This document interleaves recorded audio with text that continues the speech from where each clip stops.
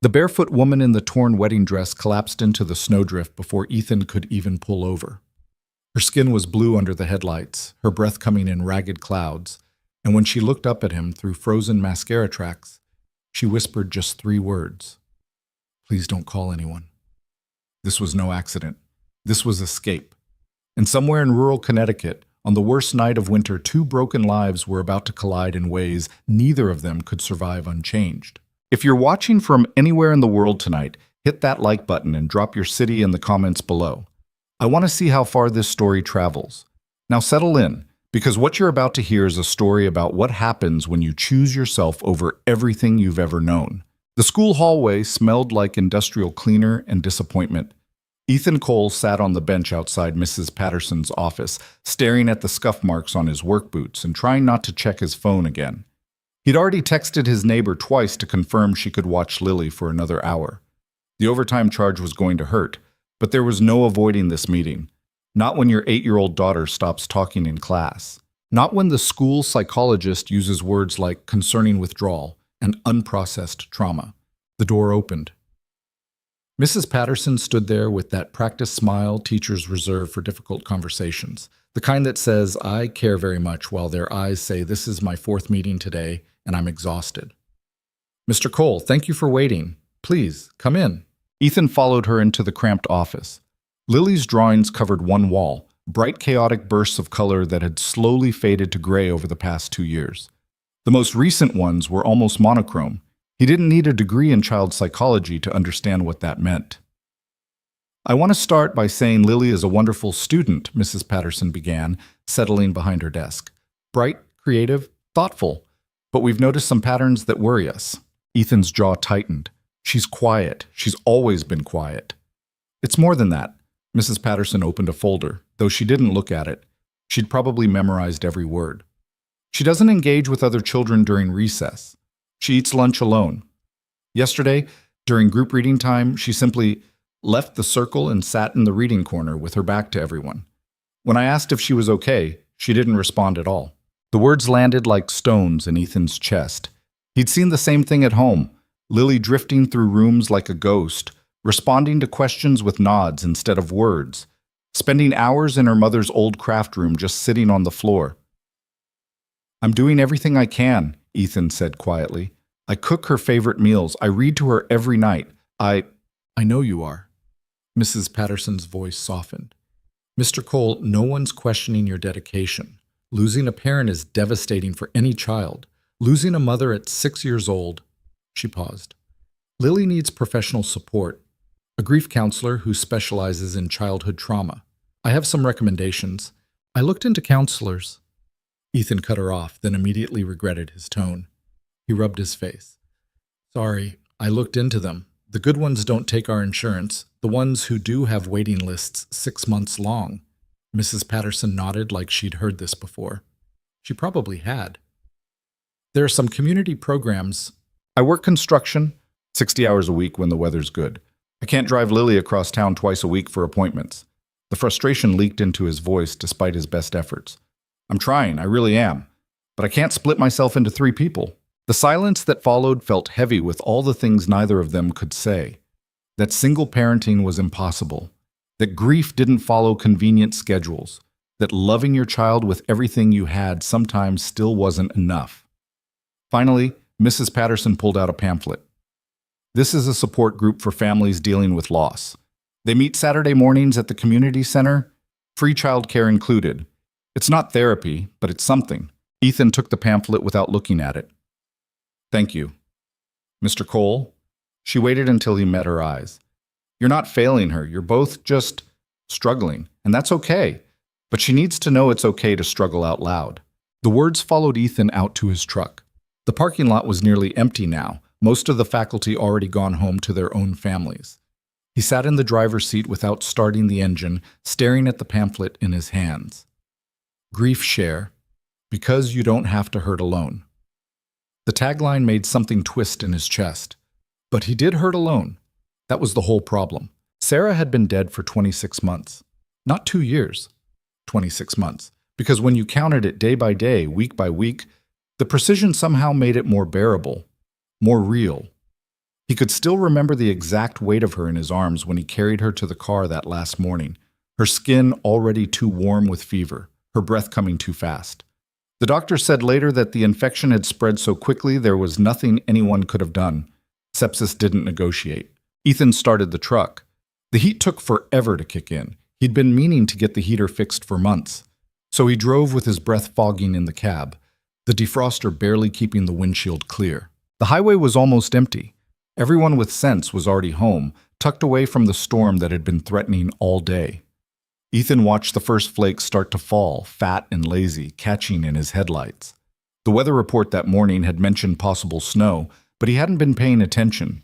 He never paid much attention to anything anymore beyond the immediate demands of survival. Work. Lily. Sleep. Repeat. His phone buzzed. A text from Angela next door. Lily's had dinner, fell asleep on the couch watching cartoons. No rush. No rush. Ethan almost laughed. When was there ever not a rush? But he slowed down anyway, letting the truck coast as the snow started coming harder. The wind picked up, sending flakes sideways across his windshield, and within minutes the lazy snowfall became a full blizzard. Visibility dropped to almost nothing. Ethan hunched forward, trying to see the road through the white chaos, and that's when he saw her. At first he thought it was a deer, something pale and moving wrong, stumbling along the shoulder of the highway. But deer didn't wear white. Deer didn't have long dark hair whipping in the wind. Deer didn't collapse into the snow and lie there, barely visible, as cars that should have stopped just kept driving past. Ethan hit the brakes. The truck fishtailed slightly on the increasingly slick road, but he managed to pull onto the shoulder about 30 feet ahead of wherever she'd fallen. He threw the hazards on and grabbed the emergency flashlight from under the seat. The wind hit him like a physical force when he opened the door. The temperature had dropped at least 20 degrees in the last hour, and the snow was coming down so hard he could barely see his own truck. Ethan pulled his jacket tighter and jogged back along the shoulder, the flashlight beam barely cutting through the white. She was right where he'd seen her fall. A woman lying in the snow wearing what looked like a wedding dress. An expensive one, all lace and silk and completely shredded along the bottom. Her feet were bare and blue. No coat, no shoes. Just the dress and her, curled on her side like she'd simply decided to sleep here. "Hey!" Ethan dropped to his knees beside her, snow immediately soaking through his jeans. "Hey, can you hear me?" She didn't respond. Her lips were nearly purple. Ethan didn't think. He scooped her up. She was lighter than Sarah had been, all sharp angles and not enough weight, and carried her back to the truck. The wind tried to knock them both over. His boots slipped twice on the ice forming beneath the fresh snow. But he made it. Getting her into the passenger seat while she was unconscious and he was alone in a blizzard turned out to be harder than carrying her. Ethan finally just climbed in from the driver's side, pulled her across his lap, and arranged her as gently as possible into the seat. Her skin was ice against his hands. He cranked the heat as high as it would go, pulled off his own jacket and wrapped it around her shoulders. Then he sat there, breathing hard, watching her for signs of life. She was younger than him, maybe 30, with delicate features and dark hair that looked like it had been professionally styled before the storm destroyed it.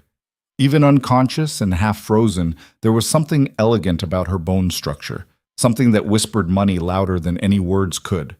The dress alone probably cost more than his truck. "What the hell were you doing out there?" Ethan muttered. Her eyelids fluttered. A small sound escaped her throat, something between a whimper and a breath, and then her eyes opened. They were gray. Sharp and gray, and completely terrified. She jerked away from him, or tried to. There wasn't anywhere to go in the truck cab. Her hands came up defensively, and Ethan saw her knuckles were scraped raw, bleeding sluggishly. "It's okay," Ethan said quickly, raising his own hands. "You're safe. I'm not. You collapsed on the highway. I pulled over. You were freezing." She stared at him, chest heaving, looking for all the world like a cornered animal deciding whether to fight or flee. Then her eyes focused on the wedding dress she was wearing, and something shifted in her expression. Not relief, something darker. "Where am I?" Her voice was hoarse, like she'd been screaming. "Route 44, about 15 miles outside of Hartford. Do you need a hospital? I can—" "No." The word came out sharp and immediate. "No hospitals. No police. Please." Ethan studied her. The expensive dress, the raw panic in her eyes, the way she kept glancing at the rearview mirror like someone might appear there any second. "Are you in danger?" he asked carefully. "Is someone looking for you?" Her laugh was bitter and broken. "Everyone's looking for me by now, okay?" Ethan kept his voice level. "Then we need to get you somewhere safe. My house is about 10 minutes from here. You can warm up, get dry, and then we'll figure out what you need. Does that work?" She studied him with those sharp gray eyes, and Ethan had the sudden uncomfortable feeling of being assessed and catalogued. Whatever she saw must have passed some internal test, because after a long moment she nodded. "Thank you," she whispered. Ethan pulled back onto the highway. The storm had gotten worse. Visibility was near zero, and the road was a skating rink. What should have been a 10-minute drive took nearly 30. Neither of them spoke. The woman sat perfectly still in the passenger seat, his jacket pulled tight around her shoulders, staring out at the white chaos like it might swallow them both. When Ethan finally pulled into his driveway, Angela's porch light was still on next door. He'd have to text her, let her know he was home, but that could wait. Right now he needed to get this half-frozen runaway bride inside before hypothermia finished what the storm had started. "Come on," he said gently, opening his door. "Let's get you inside." She followed him without argument, though her bare feet couldn't find purchase on the icy driveway. Ethan ended up half carrying her up the steps to his front door, her weight barely registering against his side. The house was dark, except for the lamp Angela always left on in the living room when she was watching Lily. Ethan could see his daughter on the couch through the window, still asleep under the blanket Angela had draped over her. He unlocked the door as quietly as possible and guided the woman inside. The warmth of the house seemed to hit her all at once. She swayed, and Ethan caught her elbow. "Bathroom's upstairs, first door on the left," he said. "There's a shower. Take as long as you need. I'll find you some dry clothes." She nodded mutely and started up the stairs, moving like every step hurt. Ethan waited until he heard the bathroom door close before heading to the living room. Angela looked up from her phone. "Hey, I was starting to worry. How'd the meeting go?" "About as expected." Ethan glanced at Lily, making sure she was really asleep. "Thanks for staying late. I owe you." "Don't worry about it. She's an angel." Angela stood, gathering her things. "Storm's getting bad out there. You should probably—" She stopped, her eyes going wide. "Ethan, why is there blood on your jacket?" Ethan looked down. Sure enough, dark stains marked the collar where the woman's scraped hands had touched the fabric. "Found someone on the highway," he said, which was technically true. "Stranded in the storm. She's using the shower to warm up." Angela's expression shifted through several emotions before settling on concerned. "Is she okay? Does she need a doctor?" "She says no." "She says no, or you believe her?" Ethan sighed. "Angela, because picking up strangers during blizzards is very you, Ethan, but letting them bleed in your bathroom is where I start having questions." She softened her tone.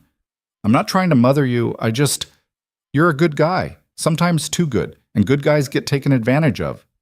"I know." And he did. But what was he supposed to do? Leave her on the highway? "She's just warming up. Once the storm passes, I'll help her get wherever she needs to go."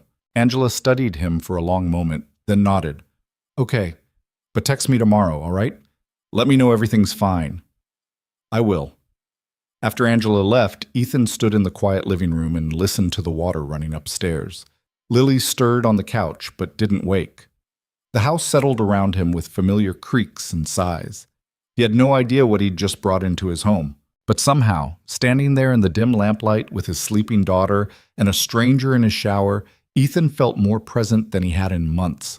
Like something had shifted, like the carefully controlled numbness that got him through each day had cracked just enough to let something else in.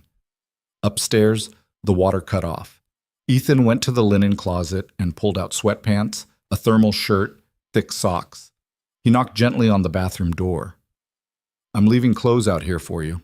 "Thank you." Her voice was stronger now, but still fragile. He set the clothes on the floor and retreated to the kitchen. His phone showed 3 missed calls from a number he didn't recognize and 1 voicemail. He ignored them. Instead, he started making coffee, the ritual of it soothing in its familiarity. The woman came downstairs 10 minutes later. She towel-dried her hair and pulled it into a messy braid. The sweatpants were too long, pooling around her feet, and the thermal shirt hung loose on her frame. Without the ruined wedding dress, without the storm and the panic, she looked almost ordinary. Almost. Except for her eyes. Those sharp gray eyes that held too much knowledge and too much pain. "Coffee?" Ethan offered. "Please." He poured 2 mugs and gestured to the kitchen table. They sat across from each other, the scarred wood between them, steam rising from their cups. "I'm Ethan," he said finally. She wrapped both hands around her mug. Vivian, do you want to tell me what happened tonight?" She laughed, the sound hollow. "Would you believe me if I said I had no idea where to start?" "Try anyway." So she did. The story came out in pieces, disjointed and raw. A wedding at an estate in Greenwich. Her wedding, to a man named Damien Wolfe, a tech billionaire worth more than Ethan could comprehend. A marriage arranged more for business than love, though Vivian said she'd been trying to convince herself that was enough. That security and status could substitute for passion. That she could learn to love someone who treated her like a beautiful acquisition instead of a person. "I made it all the way to the ceremony," she said, staring into her coffee. "All the way down the aisle. I stood there in front of 300 people, and the officiant asked if anyone objected, and I realized," her voice cracked, "I realized I objected. I was the objection. So I just left." In the middle of the ceremony, right before the vows, I didn't say anything. I just turned around and walked out, kept walking until I was past the gates, and then I ran. She looked up at him. "I didn't have a plan. I didn't have anything. I just knew I couldn't say I do and mean it. So I got on the highway and started walking, and then the storm hit, and you ended up here." "And I ended up here," she echoed. They sat in silence for a moment. From the living room came the sound of Lily shifting on the couch, a small sleepy murmur, then quiet again. "That's my daughter," Ethan said. "Lily, she's 8. Vivian's expression softened. "Just the 2 of you?" "Yeah, her mother passed away 2 years ago." "I'm sorry." Ethan shrugged, the gesture automatic. "We're managing." But Vivian's eyes stayed on him, reading all the things he didn't say. "Managing is exhausting, isn't it?" The accuracy of it punched the air from his lungs. He'd spent 26 months pretending he was fine, that he had everything under control, that he wasn't drowning in the simple act of existing. And this stranger, this runaway bride who'd collapsed in a snowstorm, saw through all of it in 5 words. "Yeah," he admitted, "it really is." Vivian's phone, which Ethan hadn't even realized she had, buzzed on the table. She glanced at it and immediately turned it face down. 37 missed calls, 62 text messages. "They're looking for me." "Your fiancé?" "Everyone. Damien, my parents, the wedding planner, probably the FBI by now, knowing my father." She laughed bitterly. "The Sterling family doesn't do scandal well." Sterling. Ethan recognized the name. Everyone in Connecticut knew the Sterling family. Old money, new money, and every kind of money in between. Real estate empires and tech investments, and enough political connections to make problems disappear. Your family is those Sterlings, unfortunately. So what are you going to do? Vivian looked at him, and for the first time since he'd found her on the highway, something like defiance sparked in her eyes. "I have absolutely no idea, and it's terrifying. But it's also the most honest I've felt in years." Ethan understood that more than he wanted to admit. There was a kind of clarity in having nothing, in being stripped down to just yourself and what you could carry. He'd felt it in the months after Sarah died, when all the platitudes and casseroles dried up, and he was left with just himself and Lily and the terrible freedom of building something from wreckage. "You can stay tonight," he heard himself say. "Guest room's small, but it's warm. Tomorrow we'll figure out next steps." "You don't even know me." "No," Ethan agreed. "But you needed help, and I was there. Sometimes it's that simple." Vivian studied him across the table, and something shifted in her expression. Not trust, it was too soon for that, but maybe the beginning of something like it. "Why are you being kind to me?" The question caught him off guard. He thought about Mrs. Patterson's office, about the pamphlet in his truck, about the last 2 years of barely keeping his head above water, about how exhausting it was to hurt alone. Because someone was kind to me once, he said finally. When I needed it. Figured I'd pass it forward. Vivian's eyes went bright, and she looked away quickly, blinking. Thank you. Ethan showed her to the guest room, really just a converted storage space with a futon and a window that looked out on the overgrown backyard. He found extra blankets in the hall closet, a new toothbrush still in its package, a bottle of water for the nightstand. Bathroom's across the hall if you need it, he said. And if you need anything else, I'm just down there. He pointed to the master bedroom at the end of the hallway. Vivian nodded, standing in the doorway of the small room like she wasn't quite sure what to do with herself. Vivian? Ethan paused in the hallway. You made the right choice tonight, walking away. That took courage. Her smile was sad and small. Or stupidity. I haven't decided which yet. Maybe both. Most brave things are. After she closed the door, Ethan stood in the hallway for a moment, listening to the house settle. The storm continued to rage outside, wind rattling the windows, snow piling against the foundation. But inside, everything was warm and quiet.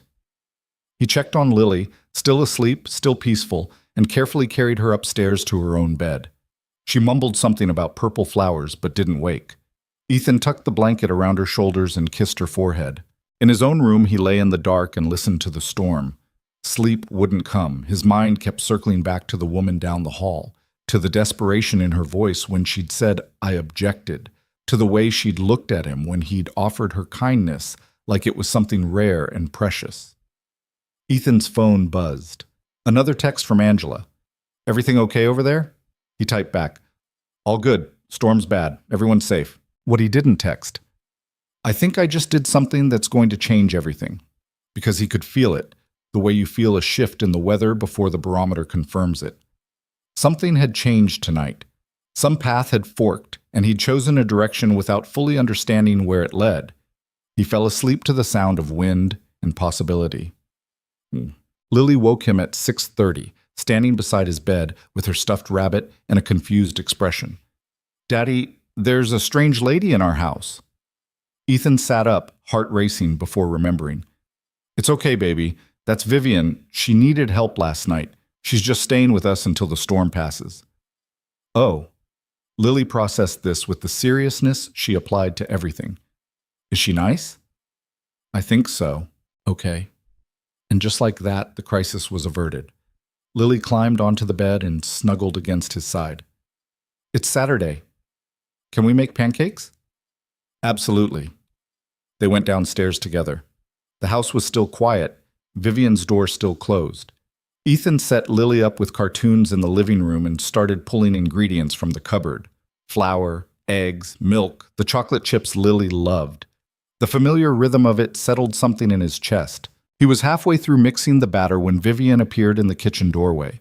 She looked better than she had last night, rested, less like she might shatter, but there was still fragility in the way she held herself, like she was waiting for something to break. Morning, Ethan said. Coffee's fresh. Hope you like pancakes. Vivian stopped, staring at him. You're making breakfast? Yeah, Saturday tradition. Why? I thought... She trailed off, then tried again. You're being very kind to someone who showed up on your doorstep in the middle of a storm. Showing up doesn't make you less deserving of pancakes. Ethan poured batter onto the griddle. Have a seat. You take coffee black or with cream? Cream, if it's not too much trouble. It's literally just pouring cream into coffee, Vivian. I think I can handle it. A small smile flickered across her face. She sat at the kitchen table, the same chair she'd occupied last night, and accepted the mug he handed her. Thank you. From the living room came the sound of cartoons and Lily's soft giggle, the first genuine laugh Ethan had heard from her in weeks. Something about it made Vivian's expression soften. She sounds happy, Vivian said quietly. She's been struggling lately. Her school thinks she needs counseling. Ethan flipped the pancakes, watching them bubble and brown. I'm doing my best, but I don't know if my best is good enough.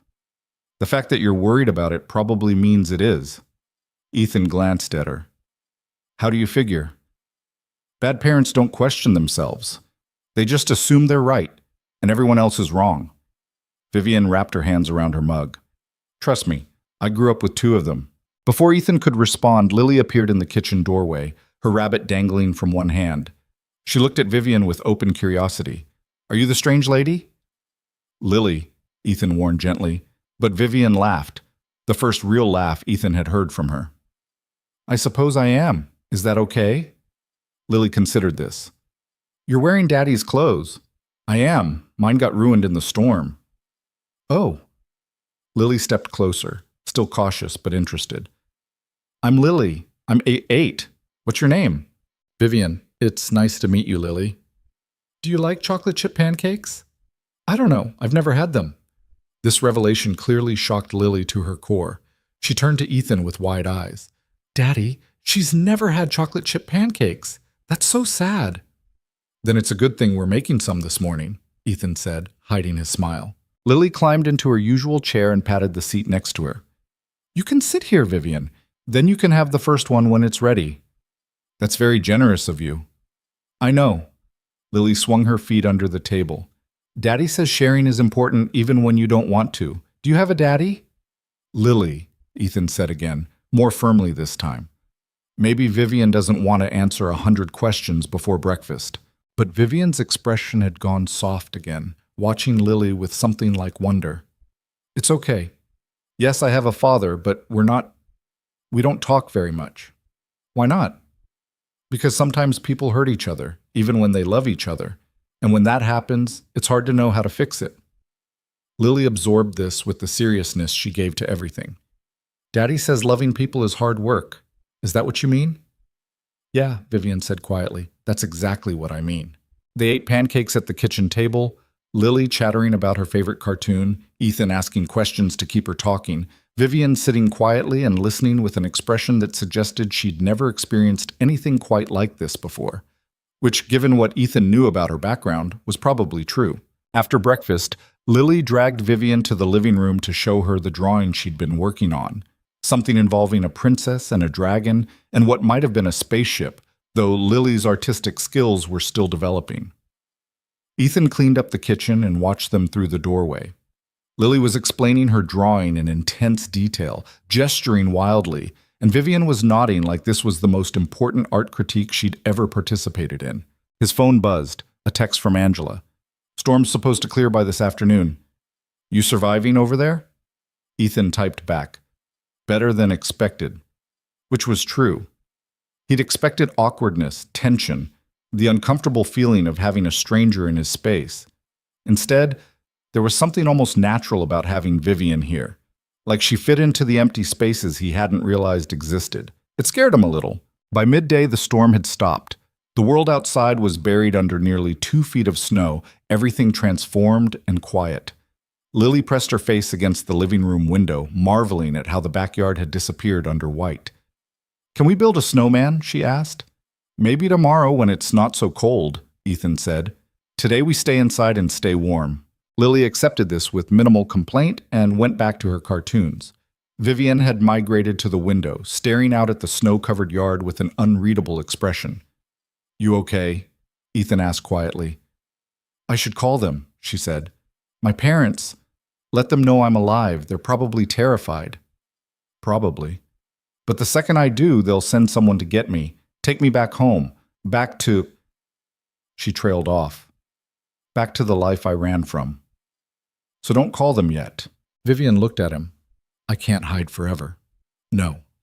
But you can hide for today. Figure out what you actually want before everyone else starts telling you what you should want. Ethan leaned against the wall beside her. Take the time you need. The world will wait. Will it? It'll have to. Vivian turned back to the window. Outside, a cardinal landed on the snow-covered fence, a bright splash of red against the white. They both watched it in silence. My mother planned my wedding, Vivian said eventually. Every detail, the flowers, the cake, the seating arrangements. I wasn't even consulted on most of it. She said I wouldn't understand the politics involved, that it was better if she handled everything. And I let her. Because that's what I've always done. Let other people make decisions for me, and then wondered why I felt like a stranger in my own life. What would you have chosen? Ethan asked. If it had been up to you. Vivian laughed softly. Something small, maybe outdoors, Wildflowers instead of roses. People I actually cared about instead of business connections and social obligations. She paused. Someone I actually loved instead of someone who checked all the right boxes. The cardinal flew away. The fence stood empty again. It's not too late, Ethan said, to choose differently. Isn't it? I don't know, but I think you owe it to yourself to find out. Vivian's phone buzzed. It had been buzzing intermittently all morning, a constant vibration of missed calls and messages. She pulled it out, glanced at the screen, and turned it off entirely. Tomorrow, she said. I'll deal with it all tomorrow. The rest of the day passed in quiet domesticity. Lily taught Vivian how to play Go Fish, and Vivian taught Lily a complicated hand-clapping game she remembered from childhood. Ethan made grilled cheese sandwiches for lunch and soup for dinner. They watched a movie together, the three of them crowded on the couch with blankets and leftover popcorn from Ethan's last grocery run. It felt normal, more normal than anything had felt in the 2 years since Sarah died. After Lily went to bed, Ethan and Vivian sat at the kitchen table again, mugs of tea between them, the house quiet around them. I should leave tomorrow, Vivian said. I've imposed long enough. You haven't imposed. You've been a guest. A guest who showed up uninvited in the middle of a blizzard wearing a wedding dress. Best kind of guest, Ethan said, and was rewarded with a small smile, but the smile faded quickly. I don't know where to go. I can't go back to my parents' house.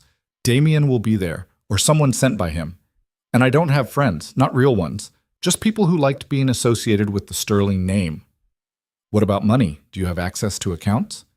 Everything's tied to my trust fund, which my father controls. Vivian's laugh was bitter. I walked away from $1 billion wedding without even thinking about the practicalities. Brilliant. Ethan considered this. What if you stayed here, just for a few days, until you figure out your next move? Vivian looked up sharply. Ethan, I can't. You can. Guest room's not being used for anything else. And honestly, he paused, choosing his words carefully. Lily smiled more today than she has in months. Having you here has been good for her. Maybe it could be good for all of us. You don't know me, so let me get to know you. No pressure, no expectations. Just give yourself time to breathe before you figure out what comes next. Vivian studied him across the table, those sharp gray eyes searching for something. Why are you doing this? Ethan thought about all the answers he could give, because he knew what it felt like to be lost, because helping her helped him remember how to be human again, because Lily needed to see him caring about someone besides just the two of them. All of it was true, but what he said was simpler, because I can. And maybe that was enough. Vivian stayed, not because she'd made a decision, but because she hadn't, and in the paralysis of not deciding, the days accumulated into a week, then 2. The guest room stopped feeling temporary. Her toothbrush appeared beside Lily's in the bathroom holder. Ethan's sweatpants and thermal shirts became her uniform, and she stopped apologizing for wearing them. The world outside continued without her. Her phone, which she'd turned back on exactly once to send a single text to her mother saying, I'm safe, please don't look for me, stayed dark and silent in the nightstand drawer. She didn't check the news, didn't search her name online, didn't want to see the headlines or the speculation or whatever story her family had constructed to explain her disappearance. Here, in Ethan's house, none of that existed. There was just breakfast and dishes and helping Lily with homework at the kitchen table. Simple things. Quiet things. Things Vivian had never experienced in her entire 30 years of existing. On the 8th morning, she woke to find snow falling again. Light flurries that dusted the already white backyard like powdered sugar. She stood at the window in the guest room and watched it collect on the fence posts, on the dead stalks of last summer's garden, on the rusted swing set that looked like it hadn't been used in years. The door to Lily's room opened down the hall. Small footsteps padded toward the stairs, then paused. A knock on Vivian's door, soft and tentative. Come in, Vivian called. Lily appeared in her pajamas, her dark hair sticking up in the back, her rabbit tucked under one arm. Are you awake? I am now. Everything okay? Daddy's still sleeping. He was working late. Lily came into the room and climbed onto the futon beside Vivian without asking permission. It was something she'd started doing over the past few days, seeking out Vivian's company like it was natural, like they'd known each other forever instead of barely 2 weeks. Can I show you something? Of course. Lily pulled a folded piece of paper from her pajama pocket and smoothed it out on her lap. A drawing, done in colored pencil with the careful attention only an 8-year-old could manage. 3 figures holding hands in front of a house. One tall with dark hair, Ethan. One small with a rabbit, Lily. And one in between with long dark hair wearing what looked distinctly like a wedding dress. Vivian's throat tightened. Is this us? Yeah, you're wearing your princess dress from when you came here. I tried to make it pretty, but I'm not very good at clothes yet. Lily traced the drawn figures with one finger. Do you like it? I love it. And she meant it. The drawing was objectively terrible. The proportions were wrong. The faces were more suggestion than detail. The house looked like it might collapse under its own architectural impossibility. But something about it made Vivian's chest ache. Can I keep it? Lily's face lit up. Really?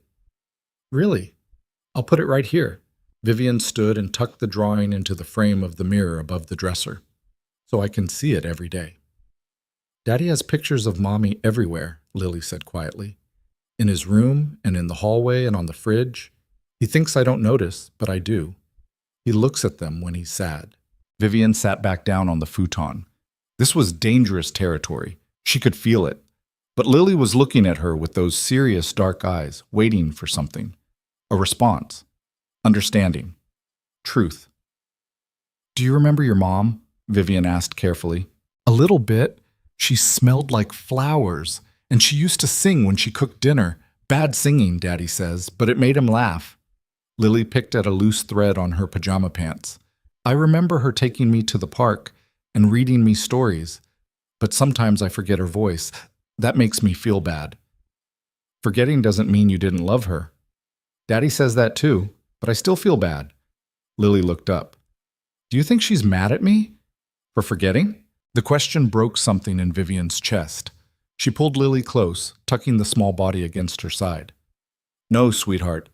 I think she understands that remembering is hard, and I think she'd be proud of how brave you are.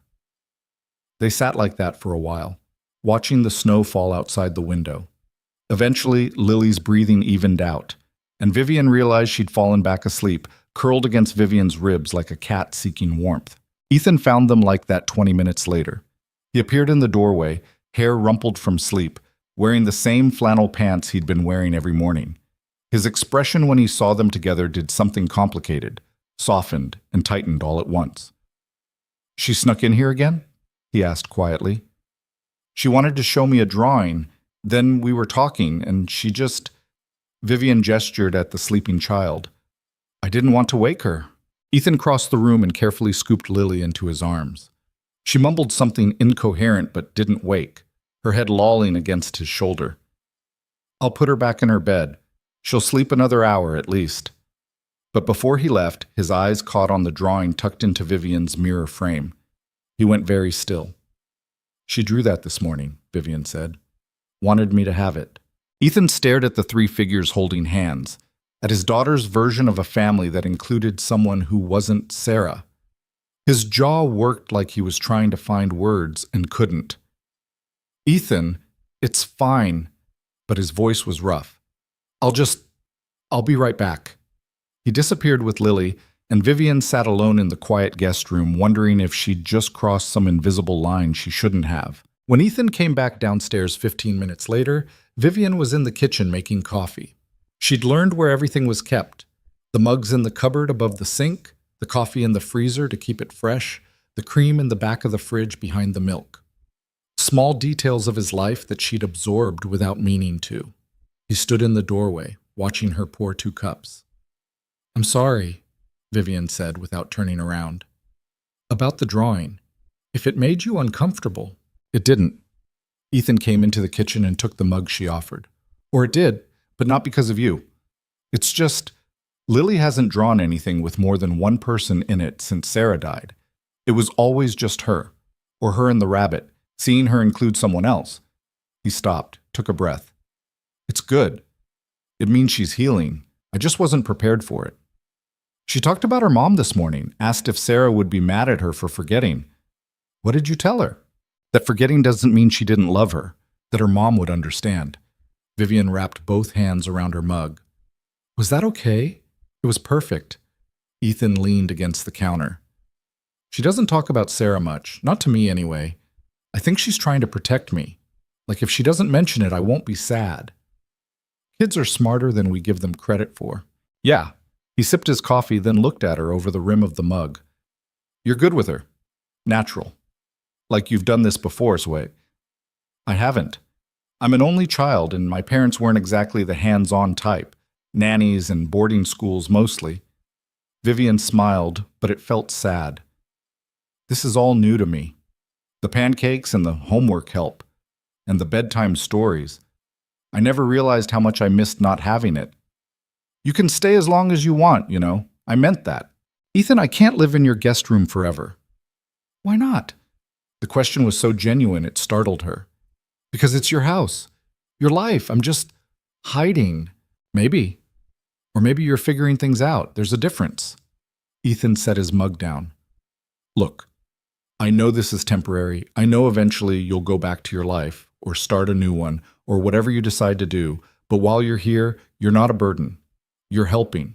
With Lily, with the house, with, he gestured vaguely, with making this place feel less empty. So stay, please. Vivian wanted to argue, wanted to explain all the reasons this was a terrible idea, that she was running from her problems instead of facing them, that she was using him and his daughter as an escape from her own cowardice, that eventually someone would find her and drag her back, and he'd be left dealing with the aftermath. But what came out was, okay. Relief flickered across his face. Okay. But I need to contribute. I can't just sit around being useless. You're not useless. I don't even pay rent. You also don't have access to your money, so I'm not sure how you'd manage that. Vivian had been thinking about this. I could get a job. Ethan laughed. Vivian, you walked away from $1 billion life. You really want to work minimum wage at the grocery store? Why not? People do it every day. Because you've never worked a day in your life. It stung because it was true. Vivian had never needed to work. Her trust fund had handled everything: tuition, apartments, the black Amex card that appeared in the mail when she turned 18. She'd volunteered at charity galas and sat on nonprofit boards because that's what wealthy daughters did. But actual work? The kind where you traded hours for dollars and went home exhausted? Never. Then I'll learn, she said. I'm not completely incompetent. Ethan studied her for a long moment. You really want this? A normal job, normal life, all of it? I want to know what it feels like. To earn something instead of inheriting it. She met his eyes. To build something that's actually mine. Okay. Ethan pulled out his phone. I know someone who works at a nonprofit downtown. Youth center, after-school programs, that kind of thing. They're always looking for help. It doesn't pay much, but it's something. You do that for me. I'd make a phone call. You'd have to do the rest yourself. 2 days later, Vivian found herself sitting across a desk from a woman named Maria Chen, the director of Hartford Hope Center. The office was cramped and cluttered with donation boxes and file folders, the kind of organized chaos that suggested too much work and not enough staff. Maria was maybe 50, with gray streaking her black hair and laugh lines around her eyes. She looked at Vivian's borrowed clothes, Ethan's thermal shirt under Angela's donated jacket, and didn't ask questions about the obvious disconnect between Vivian's polished diction and her thrift store appearance. Ethan says you're looking for work, Maria said. Any experience with youth programs? None whatsoever. Vivian figured honesty was better than pretending. I've done volunteer work with nonprofits, but it was mostly writing checks and attending fundraisers. I've never actually worked. Why start now? It was the same question Ethan had asked, but coming from Maria, it felt different, more pointed, like the answer actually mattered. Because I want to know who I am when I'm not defined by my family's money, Vivian said. And because I think I'd be good at this. I don't know why. I just feel it. Maria leaned back in her chair. We need someone to help with our after-school program. Homework help, activity coordination, making sure nobody sets anything on fire. It's chaos most days. The pay is terrible. The hours are weird. And the kids will test you every single day to see if you're actually going to stick around or bail like most volunteers do after a week. She paused. Still interested? When do I start? A smile cracked Maria's serious expression. Tomorrow. 3 to 7, Monday through Friday. 15 an hour. $15 an hour. Vivian did the math. $60 a day, $300 a week before taxes. She'd spent more than that on coffee in her previous life. But now, sitting in this cramped office with this woman who didn't care about the Sterling name or the wedding she'd fled, those $60 felt more valuable than anything in her trust fund. I'll be here, Vivian said. She was. The first day was exactly as chaotic as Maria had promised. 23 kids between the ages of 8 and 14, all of them loud and energetic and completely unimpressed by Vivian's attempts at authority. She helped with homework she barely understood herself. Common Core math was apparently a completely different language. Mediated arguments over the game console. And discovered that her years of boarding school French were completely useless when a kid asked for help with basic Spanish conjugation. By 7 o'clock, Vivian was exhausted in a way she'd never experienced. Not the fashionable exhaustion of a long charity gala or the mental fatigue of family politics. This was bone-deep tiredness, the kind that came from actually doing something that mattered. Ethan picked her up. She still didn't have a car or a license that wasn't in a drawer at her parents' estate, and found her sitting on the curb outside the center, her head in her hands. That bad? He asked, pulling up beside her. Vivian looked up and started laughing. That was the hardest thing I've ever done, and I loved every second of it. She climbed into the truck, and Ethan handed her a bottle of water from the cup holder. Maria texted me, said you did great for a first day. I helped exactly 0 people with math and accidentally started a debate about whether dinosaurs could beat dragons in a fight. Sounds productive. One of the kids, Marcus, 13, complete skeptic about everything, asked me why I was really there. Said rich people don't work at places like this unless they're doing it for college applications or Instagram clout. Vivian took a drink of water. I told him I wasn't in college and didn't have Instagram anymore. He asked what I did have, and I realized the answer was nothing. Absolutely nothing, except the chance to figure out who I actually am. What did he say to that? He said that was the realest thing any adult had ever told him. Then he asked if I could help him with his English essay about perseverance. Vivian smiled. I think I made a friend. Good. You could use some. They drove in comfortable silence. The city gave way to suburbs, then to the rural roads that led to Ethan's house. Snow still blanketed everything, but the roads were clear now, packed down by days of traffic. How was Lily? Vivian asked. Good. Angela watched her after school. They made cookies, terrible ones, according to Angela, but Lily was proud of them. She saved you 3. Ethan glanced at her. She's getting attached to you. You know that, right? I know. I just want to make sure you're prepared for what happens when you leave, because kids don't understand temporary the way adults do. To her, you're becoming part of the family. Vivian looked out the window at the passing trees. What if I don't want it to be temporary? Ethan's hands tightened on the steering wheel. Vivian, I'm not saying I'm staying forever. I don't know what I'm saying, but being here with you and Lily working at the center, it's the first time in my life I felt like a real person instead of a decorative object. I'm not ready to give that up yet. Your family's going to come looking eventually. You know that. Let them look. But even as she said it, Vivian felt the familiar curl of anxiety in her stomach. Because Ethan was right, her absence couldn't last forever. Someone would find her, and when they did, they'd drag her back to the life she'd fled, kicking and screaming if necessary. The Sterling family didn't accept affection. That night, after dinner and burnt cookies and helping Lily build an elaborate fort out of couch cushions, Vivian lay in the guest room and turned on her phone for the first time in 2 weeks. The messages were overwhelming. Hundreds of texts from numbers she recognized and dozens she didn't. Voicemails from her mother, her father, Damien, the wedding planner, family friends expressing concern that sounded more like judgment. Email after email about the scandal, the embarrassment, the questions everyone was asking. But it was the news article that made her stomach drop. Sterling heiress missing after wedding day disappearance. Family offers reward for information. There was a photo, one from the engagement announcement, Vivian standing beside Damien in formal wear, smiling that practiced smile she'd learned at 14. The article speculated about everything from cold feet to a secret affair to possible foul play. Her mother had given a statement calling it a mental health crisis and begging for privacy. Her father had offered $50,000 to anyone with information about her whereabouts. Vivian's hands shook as she read it. They'd made her into a victim, a confused girl who didn't know her own mind, someone who needed to be rescued from herself. The irony was almost funny. She'd spent 30 years being exactly what they wanted, obedient, presentable, perfectly controlled. And the moment she'd made one decision for herself, they'd decided she was mentally incompetent. A knock on the door. Ethan's voice, soft through the wood. "You okay in there?" Vivian quickly turned off the phone and shoved it under her pillow. "Fine, just getting ready for bed." "Can I come in?" She opened the door. Ethan stood in the hallway in his usual flannel pants and a faded t-shirt, holding 2 mugs. "Made tea. Thought you might want some." They sat on the futon together, shoulders touching, steam rising from their mugs. Outside, the wind picked up, rattling the window in its frame. "I turned on my phone," Vivian admitted. "There's a news article. My family's offering a reward for information about me." "How much?" $50,000. Ethan let out a low whistle. "That's a lot of money." "Yeah." Vivian sipped her tea. It was too hot, burned her tongue, but she didn't care.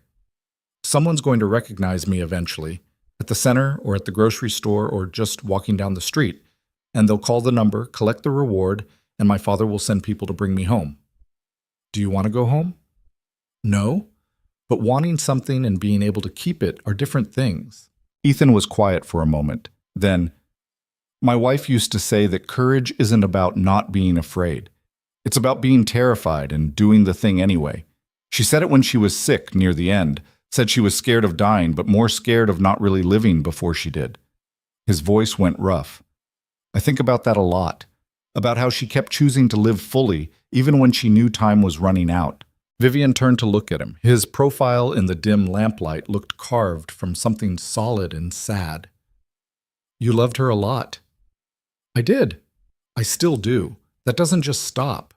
He met her eyes. "But I'm also learning that loving someone who's gone doesn't mean you can't care about people who are here. That's taken me 2 years to understand." The weight of what he wasn't saying pressed into the small space between them. Vivian felt it, the shift, the possibility, the dangerous territory they were approaching. "I should let you sleep," Ethan said, standing abruptly. "Big day tomorrow. Lily wants to show you the backyard. She has plans." "Plans?" "Something about a garden. She found Sarah's old gardening books in the garage. I think she wants to start planting things." He paused in the doorway. "Fair warning, my daughter's ambitions usually exceed her abilities. And mine." After he left, Vivian lay in the dark and thought about gardens. About things that grew from nothing with enough care and attention. About putting down roots in soil that might not hold. About choosing to bloom anyway. The next morning, Lily dragged Vivian outside before breakfast. The backyard was a disaster. Dead stalks from last year's garden poking through the snow. The fence listing at odd angles. The old swing set rusted into stillness. But Lily looked at it like she saw something else entirely. "Mommy used to grow flowers here," Lily said, pointing at the overgrown beds along the fence.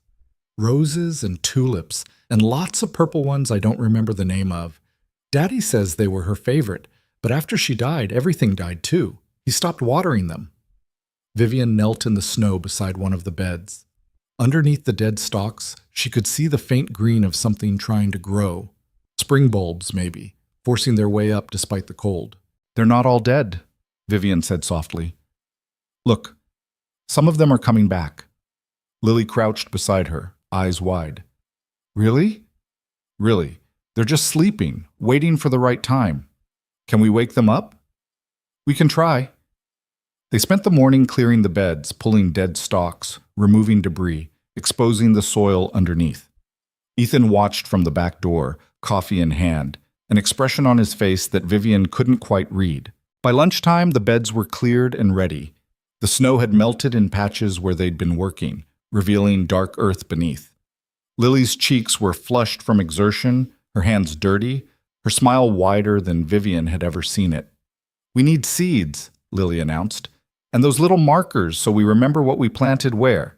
And new gloves because mine are too small." "We'll make a list," Vivian promised. Inside, warming up over tomato soup and grilled cheese, Lily chattered about what they should plant. Ethan listened with that same unreadable expression, watching his daughter come alive, talking about the future in a way she hadn't in 2 years. "You don't have to do this," he told Vivian quietly, while Lily was in the bathroom washing her hands. "The garden. It was Sarah's thing. I don't expect you to—" "I want to," Vivian interrupted, "and I think Lily needs it, something to care for, something that grows." "She's not the only one who needs that." The way he looked at her when he said it made Vivian's breath catch. But before she could respond, Lily came back, still listing flower varieties she wanted to plant, and the moment passed. That afternoon at the center, Vivian helped Marcus with his essay about perseverance. He'd chosen to write about his grandmother, who'd immigrated from Jamaica with nothing, and built a life through determination and faith. The writing was raw and honest, unpolished, but real. "This is good," Vivian told him. "Really good." "Yeah?" Marcus looked skeptical. "My teacher says I use too many ands, says I need to work on sentence structure. Sentence structure can be fixed, but this—" Vivian tapped the page. "This feeling, this honesty, this can't be taught. Don't lose it trying to make everything perfect." Marcus studied her. "You talk different than you did last week." "What do you mean?" "Less like you're trying to convince everyone you belong here. More like you actually do." The observation hit deeper than it should have, because he was right. Something had shifted. In the garden that morning, in the quiet evenings with Ethan and Lily, in the exhausting afternoons at the center, Vivian had stopped performing, stopped trying to be anyone other than exactly who she was in that moment. It was terrifying. It was also the most honest she'd ever been. That night, Ethan cooked pasta while Vivian helped Lily with her math homework at the kitchen table. The radio played softly, some classic rock station, and for a moment everything felt perfectly ordinary, like they were a real family instead of 3 broken people who'd found each other by accident. Lily finished her homework and went to watch cartoons. Vivian started clearing the table, and Ethan didn't stop her. They'd developed a rhythm over the past 2 weeks. He cooked, she cleaned. They moved around each other in the small kitchen like dancers who'd learned the choreography without realizing it.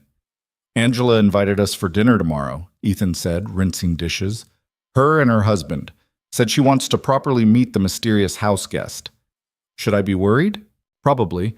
Angela's protective. She'll ask pointed questions and watch you like a hawk the whole time." "Sounds delightful." Ethan smiled. "She means well. She's just worried I'm being taken advantage of by some runaway heiress using me as a hideout." "Am I? Using you?" The question made him pause. He set down the dish he was washing and turned to face her fully. "I don't know. Are you?" Vivian met his eyes. "I don't think so. But I also don't know what I'm doing. I've never done this before. Lived like a real person, made my own decisions, built something that wasn't handed to me. So if I'm doing it wrong, if I'm hurting you or Lily without meaning to, you need to tell me. You're not hurting us."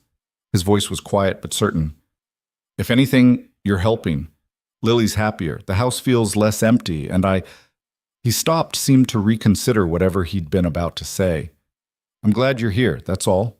But Vivian heard what he didn't say, felt it in the air between them, thick with possibility and danger in equal measure. They stood in the kitchen with dish soap on their hands and the radio playing, and something fundamental had shifted. She just didn't know if it was a shift towards something better or something that would eventually destroy this fragile piece they'd built. Later, alone in the guest room, Vivian pulled out her phone again. The messages had multiplied. Her mother's increasingly frantic texts, her father's cold demands to call immediately, Damien's mixture of concern and anger. She scrolled through them all without responding, then opened her banking app out of curiosity. Her accounts were frozen, every single one. Trust fund, checking, savings, credit cards, all inaccessible. Her father had cut her off completely. Vivian stared at the screen, at the zeros where her safety net used to be, and felt something like panic claw up her throat. She had $60 in cash from her first week at the center. That was it. Everything else, her entire financial existence, had been erased with a few clicks in her father's office. She was truly on her own for the first time in her life. The panic shifted, transformed, became something almost like exhilaration, because without the money, without the safety net, without any way back to her old life, she was finally completely free. Vivian didn't tell Ethan about the frozen accounts. Not that night, not the next morning over breakfast, not during the drive to Angela's house for dinner. She told herself it was because she didn't want to burden him, but the truth was simpler and more complicated. Admitting it out loud would make it real, would force her to confront what it actually meant to have nothing. Angela lived 3 houses down in a renovated colonial with actual landscaping and a mailbox that wasn't half rusted. Her husband Tom answered the door, a gentle-looking man with graying temples who taught middle school science and had the patient demeanor of someone who'd spent decades explaining mitochondria to indifferent teenagers. "You must be Vivian," he said, shaking her hand. "We've heard a lot about you." "All terrible, I'm sure. Mostly curious." He stepped aside to let them in. Angela's in the kitchen pretending she's not nervous about this dinner. The house smelled like garlic and roasting chicken.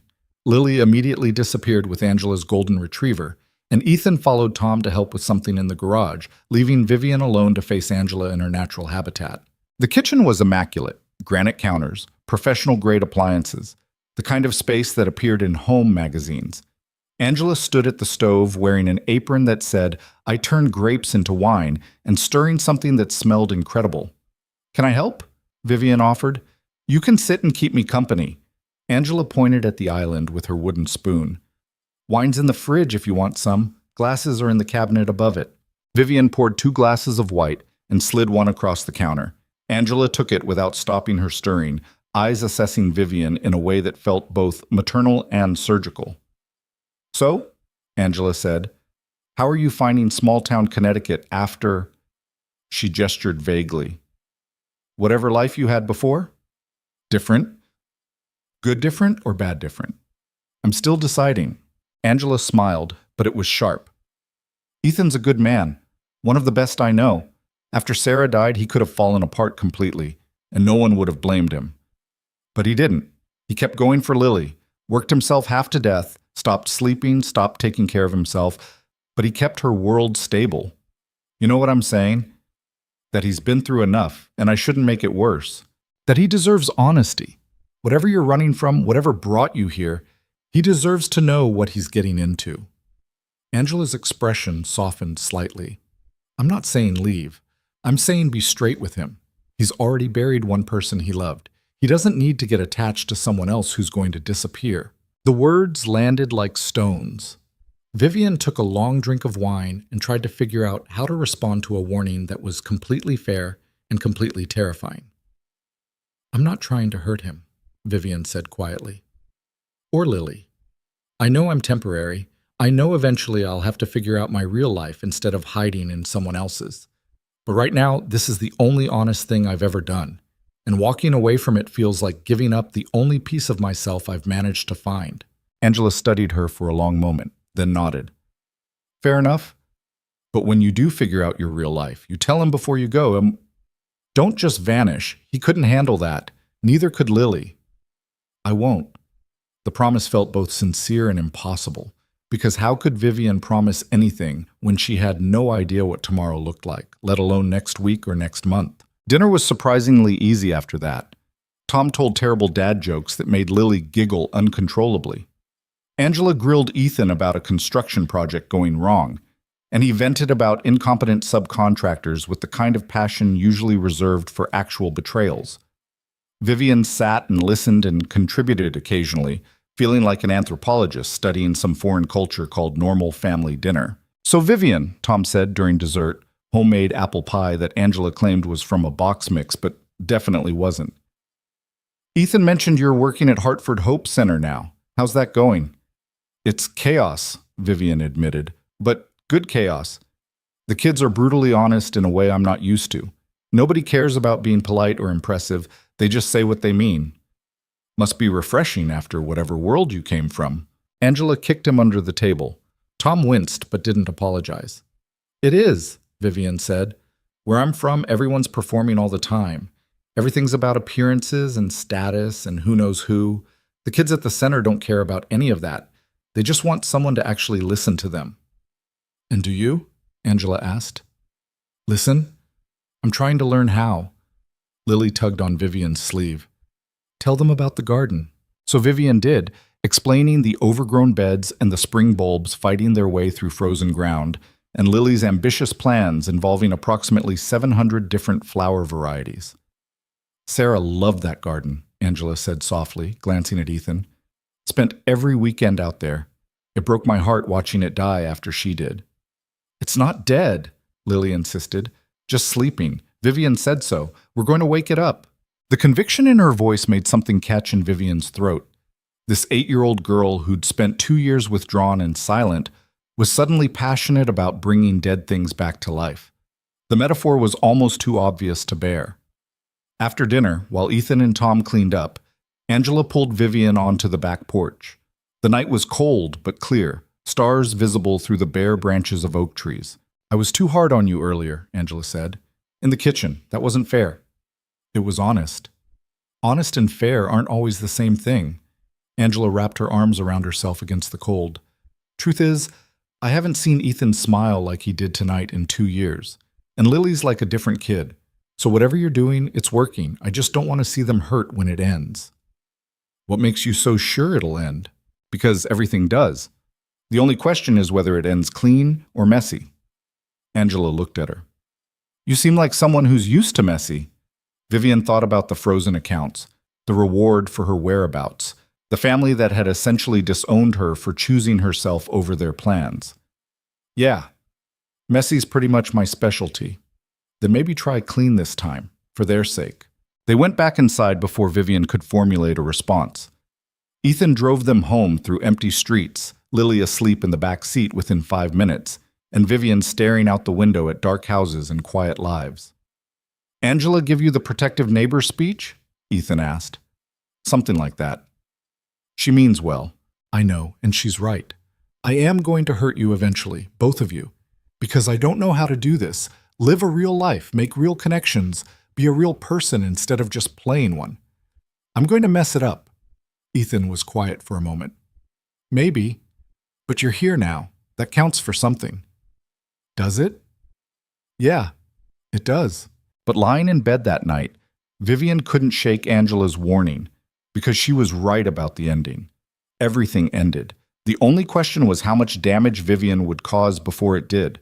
The next 3 weeks passed in a rhythm that felt almost sustainable.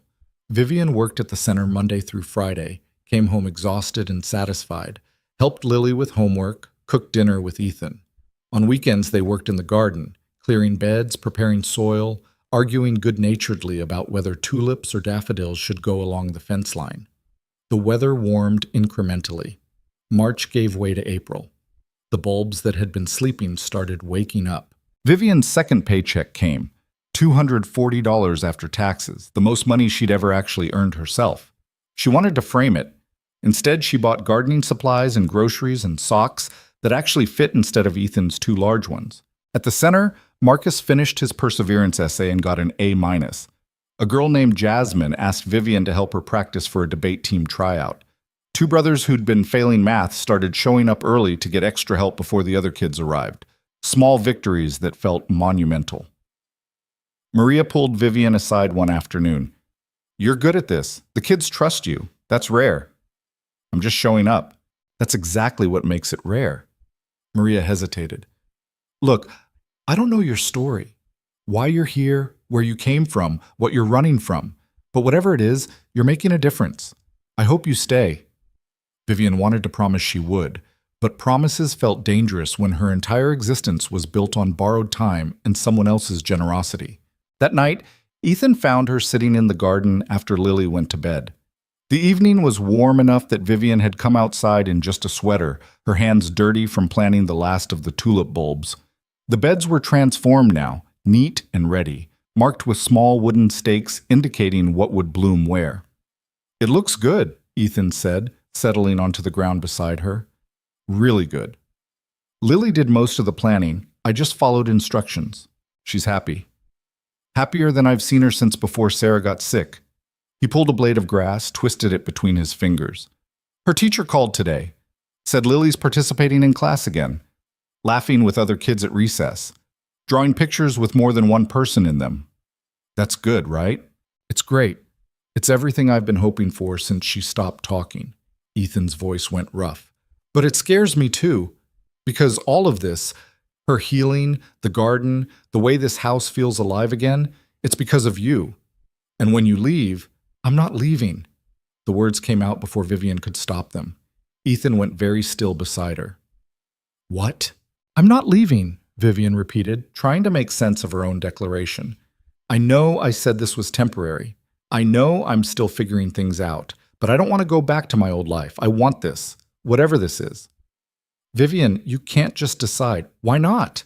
Why can't I decide that this life, this messy, imperfect life with your daughter's homework and terrible paychecks and dirt under my fingernails, is better than anything I left behind? Why can't I choose this? Ethan stood up, paced to the fence and back. Because it's not that simple. Your family's looking for you. There's a reward out for information. Someone's going to recognize you eventually, and then what? You think your father's just going to let you work at a youth center for $15 an hour? You think Damien's going to accept that you'd rather live in my guest room than in whatever mansion he had planned? I don't care what they accept, but they do care. And they have resources. Money, lawyers, power. You can't even imagine. He stopped. Wait. You grew up with that power. You know exactly what they're capable of. So why are you pretending this can last? The question hit like a slap. Because he was right. Vivian did know. She'd grown up watching her father destroy people who crossed him, watching her mother manipulate entire social circles with a few well-placed phone calls. The Sterling family didn't lose. And they definitely didn't accept rejection. Because I have to believe it can, Vivian said quietly. Because if I don't, then what was the point of any of this? I might as well have just stayed at the altar and said yes, and spent the rest of my life being whoever they wanted me to be. Ethan came back and knelt in front of her, close enough that she could see the worry etched into the lines around his eyes. I want you to stay. I need you to know that. But I also need you to be realistic about what that means, about what you'd be giving up, about what could happen when they find you. What if I'm willing to risk it? Then you're braver than I am.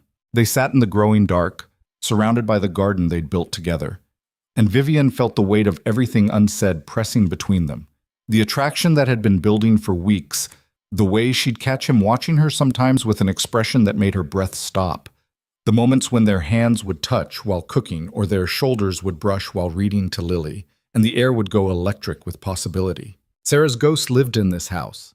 In the photographs on the walls, in the garden they were reviving, in the grief that still shadowed Ethan's eyes when he thought no one was looking. And Vivian had no idea how to navigate that, whether she was supposed to ignore it or acknowledge it or somehow compete with a memory. I should go in, Vivian said finally. It's getting cold. But she didn't move, and neither did Ethan. They stayed there in the dark garden, close enough to touch but not touching, until finally the porch light flickered on and they both startled. Angela stood at the fence line, her expression carefully neutral. Sorry to interrupt. Tom locked himself out again. Can I borrow your spare key to the back gate? Yeah, of course.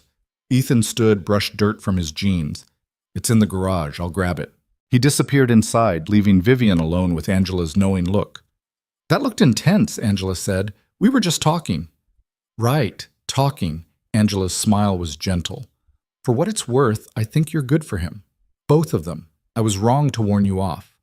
You weren't wrong. Everything you said was true. Maybe, but sometimes the true thing and the right thing aren't the same. Angela accepted the key from Ethan when he returned, then paused. Life's short.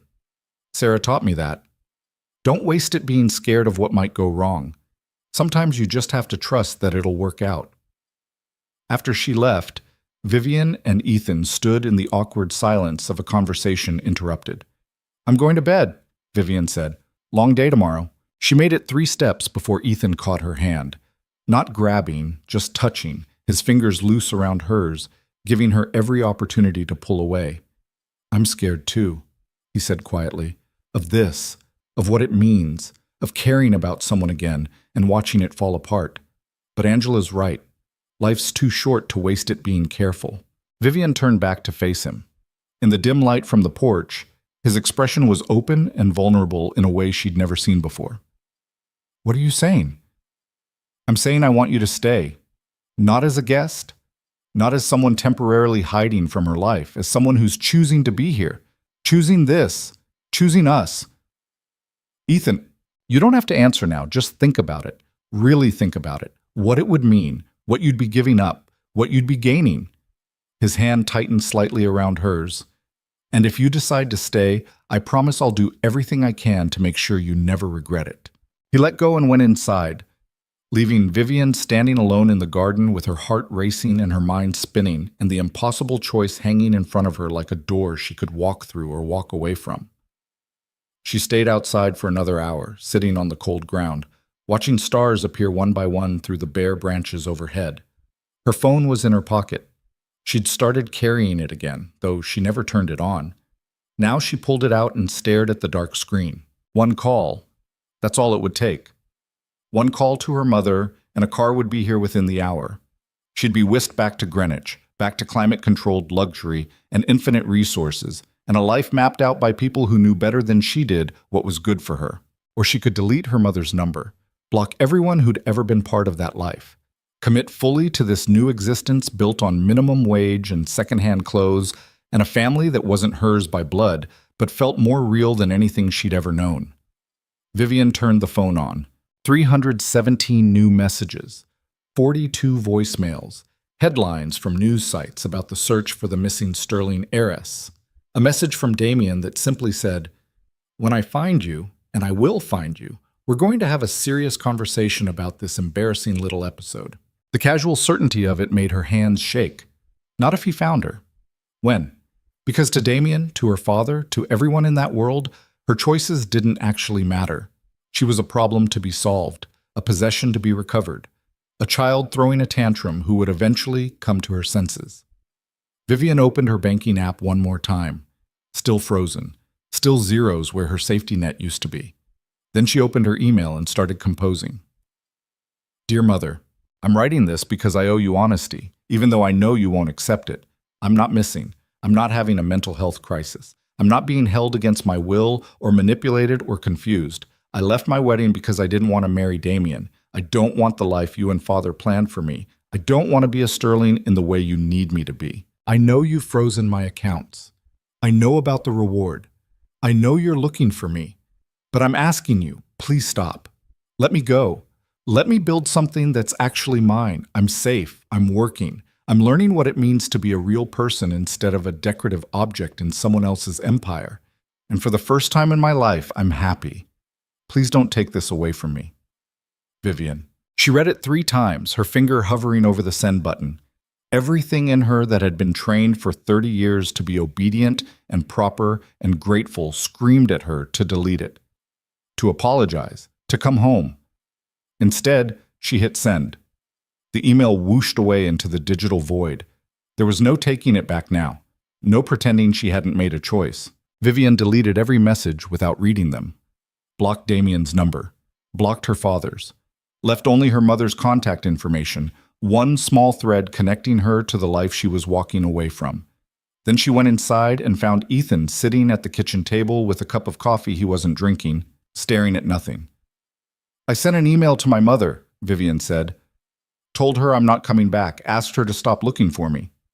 Ethan looked up. "What did she say?" "Nothing yet. I just sent it." Vivian slid into the chair across from him. "But I know my mother. She'll show it to my father. He'll ignore it. They'll keep looking because that's what Sterlings do. We don't accept defeat. So what now? Now I do what you said. I choose this. I choose being here with you and Lily. I choose minimum wage and dirt under my fingernails and a life that's actually mine." She met his eyes. "And when they come, because they will come, I'll tell them the same thing I told them in that email, that I'm not going back. And if they don't accept that, then I'll keep saying it until they do, or until they give up, or until—" She stopped, the reality of it settling into her bones. "Until they force me back, which they might. My father has lawyers who specialize in making people do what he wants. You're an adult. They can't legally force you.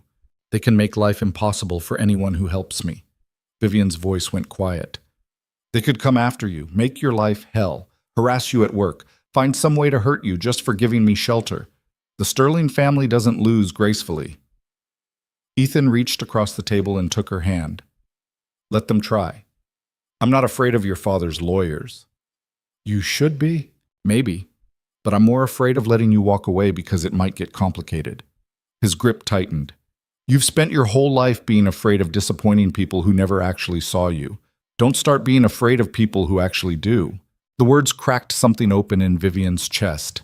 She turned her hand over in his, their palms pressing together, and felt the calluses on his fingers from years of construction work. Hands that built things instead of destroying them. Hands that had held his dying wife and raised his daughter and offered shelter to a stranger without asking for anything in return. I'm terrified, she admitted, of messing this up, of hurting you and Lily, of not being enough when things get hard. Good.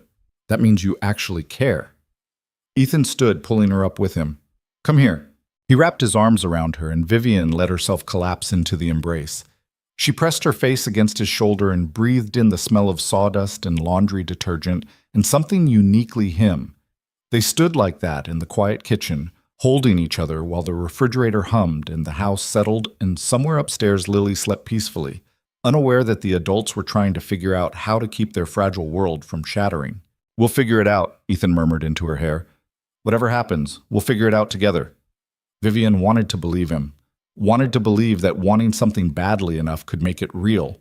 But she'd grown up watching powerful people bend reality to their will, and she knew that sometimes wanting wasn't enough. Still, she held on. And for that moment, in that kitchen, it felt like maybe enough could be possible after all. They stood there until Vivian's phone buzzed in her pocket.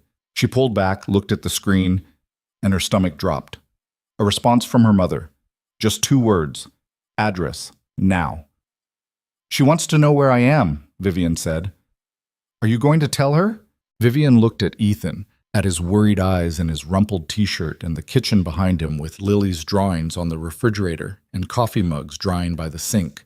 This small, ordinary life that felt more valuable than everything she'd left behind. She turned off her phone without responding. No, she said. I'm not. The next morning, Vivian woke to find the first tulips blooming. Just a few, bright red pushing through the dark soil like declarations. She stood at the window in her borrowed pajamas and watched the sun catch their petals, turning them almost translucent. Lily found her there. They're awake. They are. Can we show Daddy? They dragged Ethan outside in his flannel pants and bare feet, the grass cold with morning dew. He stood looking at the blooms with an expression Vivian couldn't quite read, something between joy and grief, like seeing proof that beautiful things could still grow in the space where Sarah used to be. She would have loved this, he said quietly, seeing you two out here every weekend, bringing it all back. I'm sorry, Vivian said. If this is too hard, it's not too hard. It's perfect. He looked at her.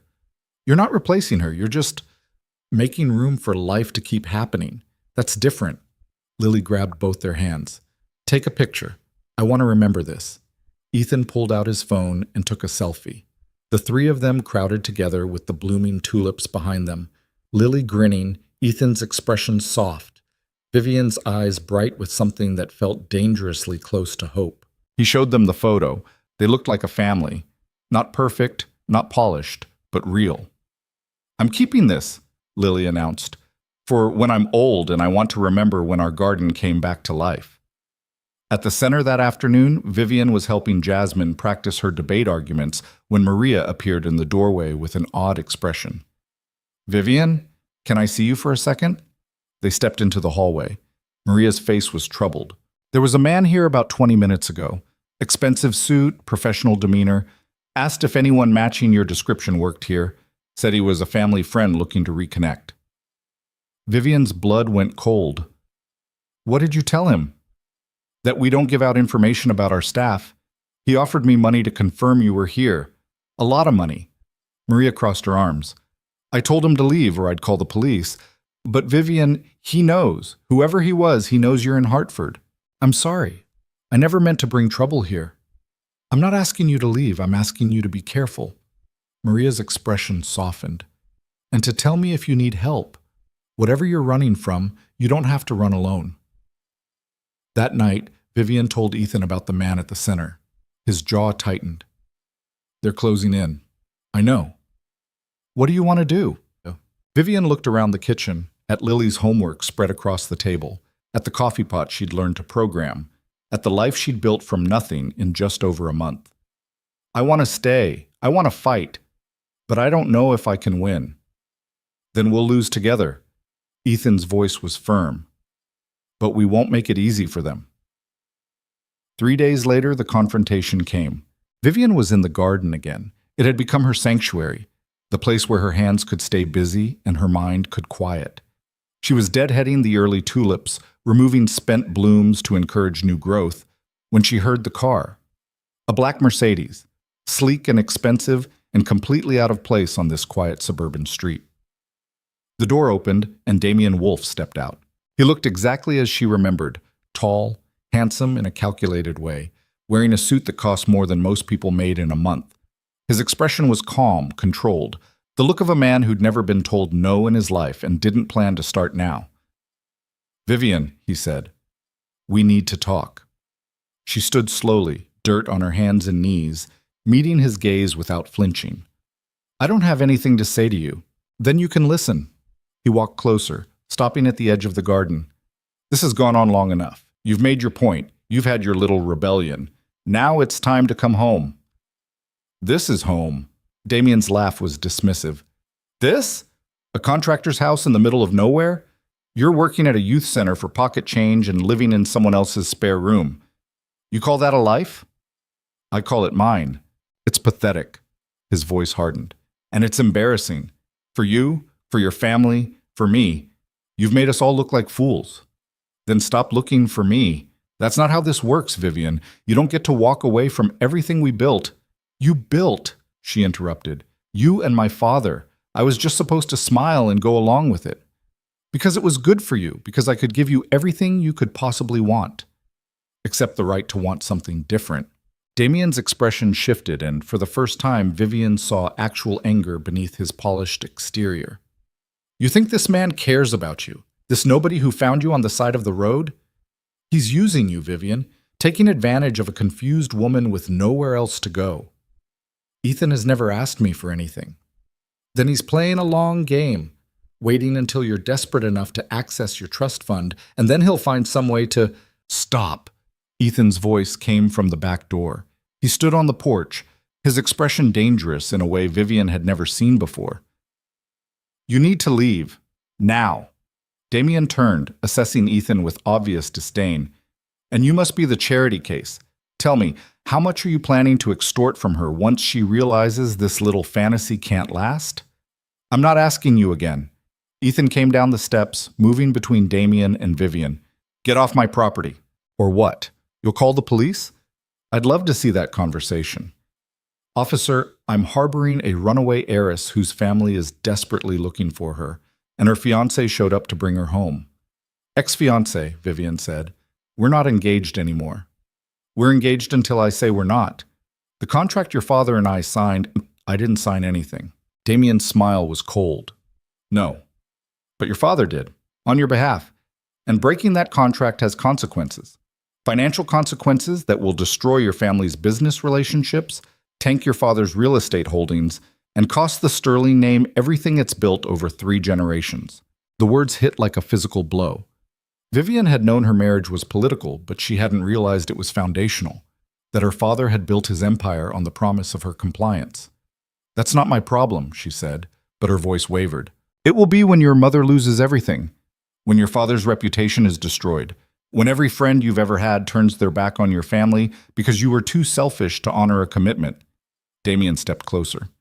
You want to play house with your construction worker? Fine, but don't pretend there aren't consequences for the people who raised you.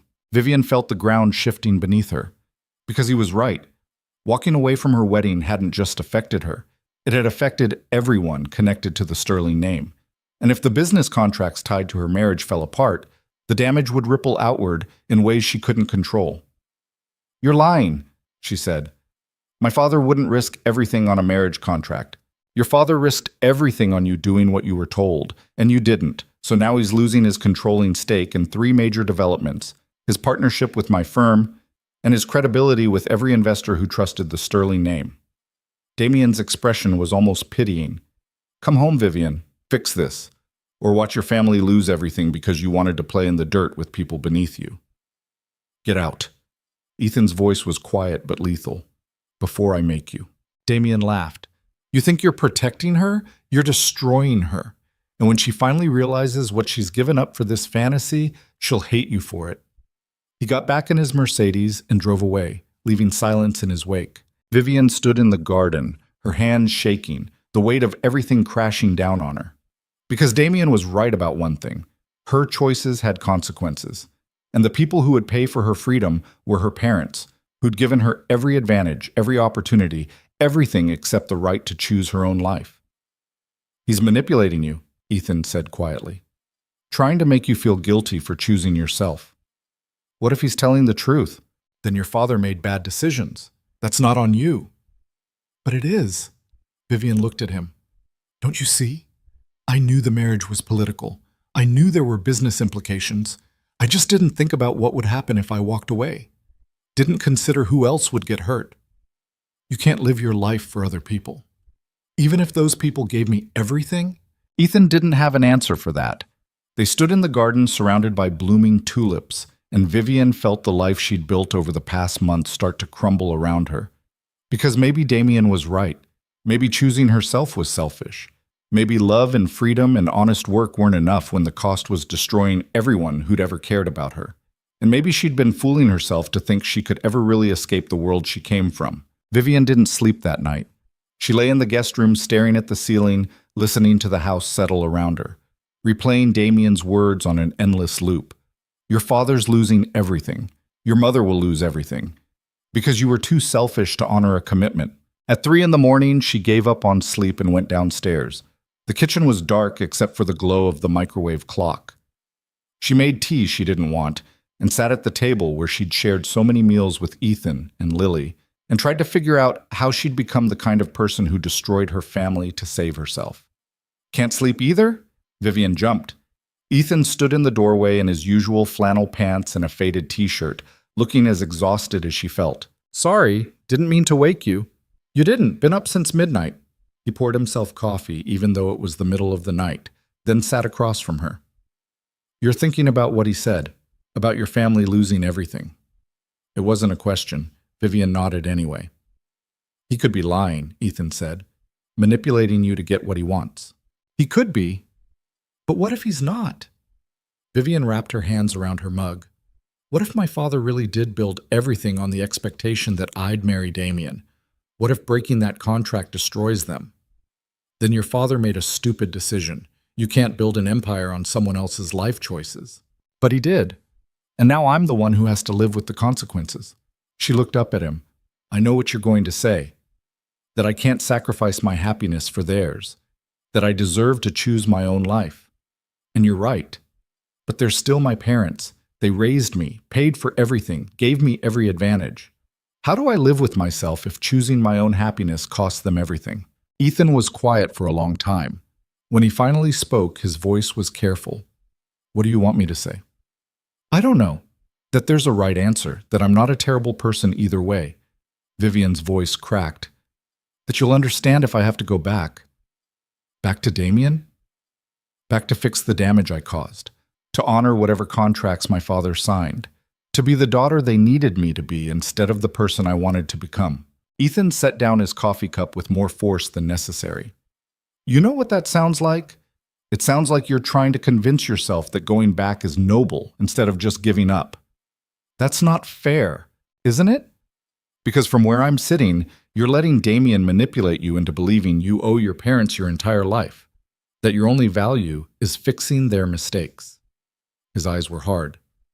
Sarah used to say that the cruelest thing you can do to someone is convince them they're not allowed to want things. That's what your family did to you for 30 years. And now, just when you started wanting something for yourself, they're pulling you back. It's not that simple. It is that simple. They're making you choose between your happiness and theirs. And the fact that you're even considering choosing theirs tells me everything about how they raised you. Ethan stood, paced to the window. You want to go back? Fine. Go back. Marry Damien, Save your father's business deals, spend the rest of your life being a decorative object in someone else's life. But don't pretend you're doing it for noble reasons. You're doing it because you're scared. Of course I'm scared. I'm terrified of hurting people I love, of making the wrong choice, of being selfish. Choosing yourself isn't selfish. Then why does it feel like it is? The question hung between them in the dark kitchen. Ethan came back to the table but didn't sit. He stood there looking at her with an expression that broke her heart. Because they taught you it was, he said quietly. Your whole life, they taught you that your needs didn't matter as much as the family's image, that your wants were less important than their plans. And now you're so used to putting yourself last that choosing yourself feels wrong. He paused. But it's not. It's the only thing that's actually right. Vivian wanted to believe him, but the weight of 30 years of conditioning pressed down on her, telling her that daughters didn't choose themselves over family, that good people sacrificed for the ones who raised them, that love meant putting others first, always, no matter the cost. I need to call my mother, she said. Vivian, dice. I need to hear it from her. Need to know if Damien was telling the truth or just trying to scare me back. She pulled out her phone. If he was lying, then I stay and we figure out how to deal with whatever comes next. But if he was telling the truth, if my father really is losing everything because of me, then I have to at least try to fix it. Ethan looked like he wanted to argue, but instead he just nodded. Okay, call her, but I'm staying right here while you do. Vivian's hands shook as she dialed. The phone rang once, twice, then her mother's voice, sharp and immediate. Vivian, finally.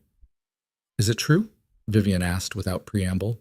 What Damien said about father's contracts, about the business. Is he really losing everything? There was a pause. Then Eleanor Sterling's carefully controlled voice. Where are you?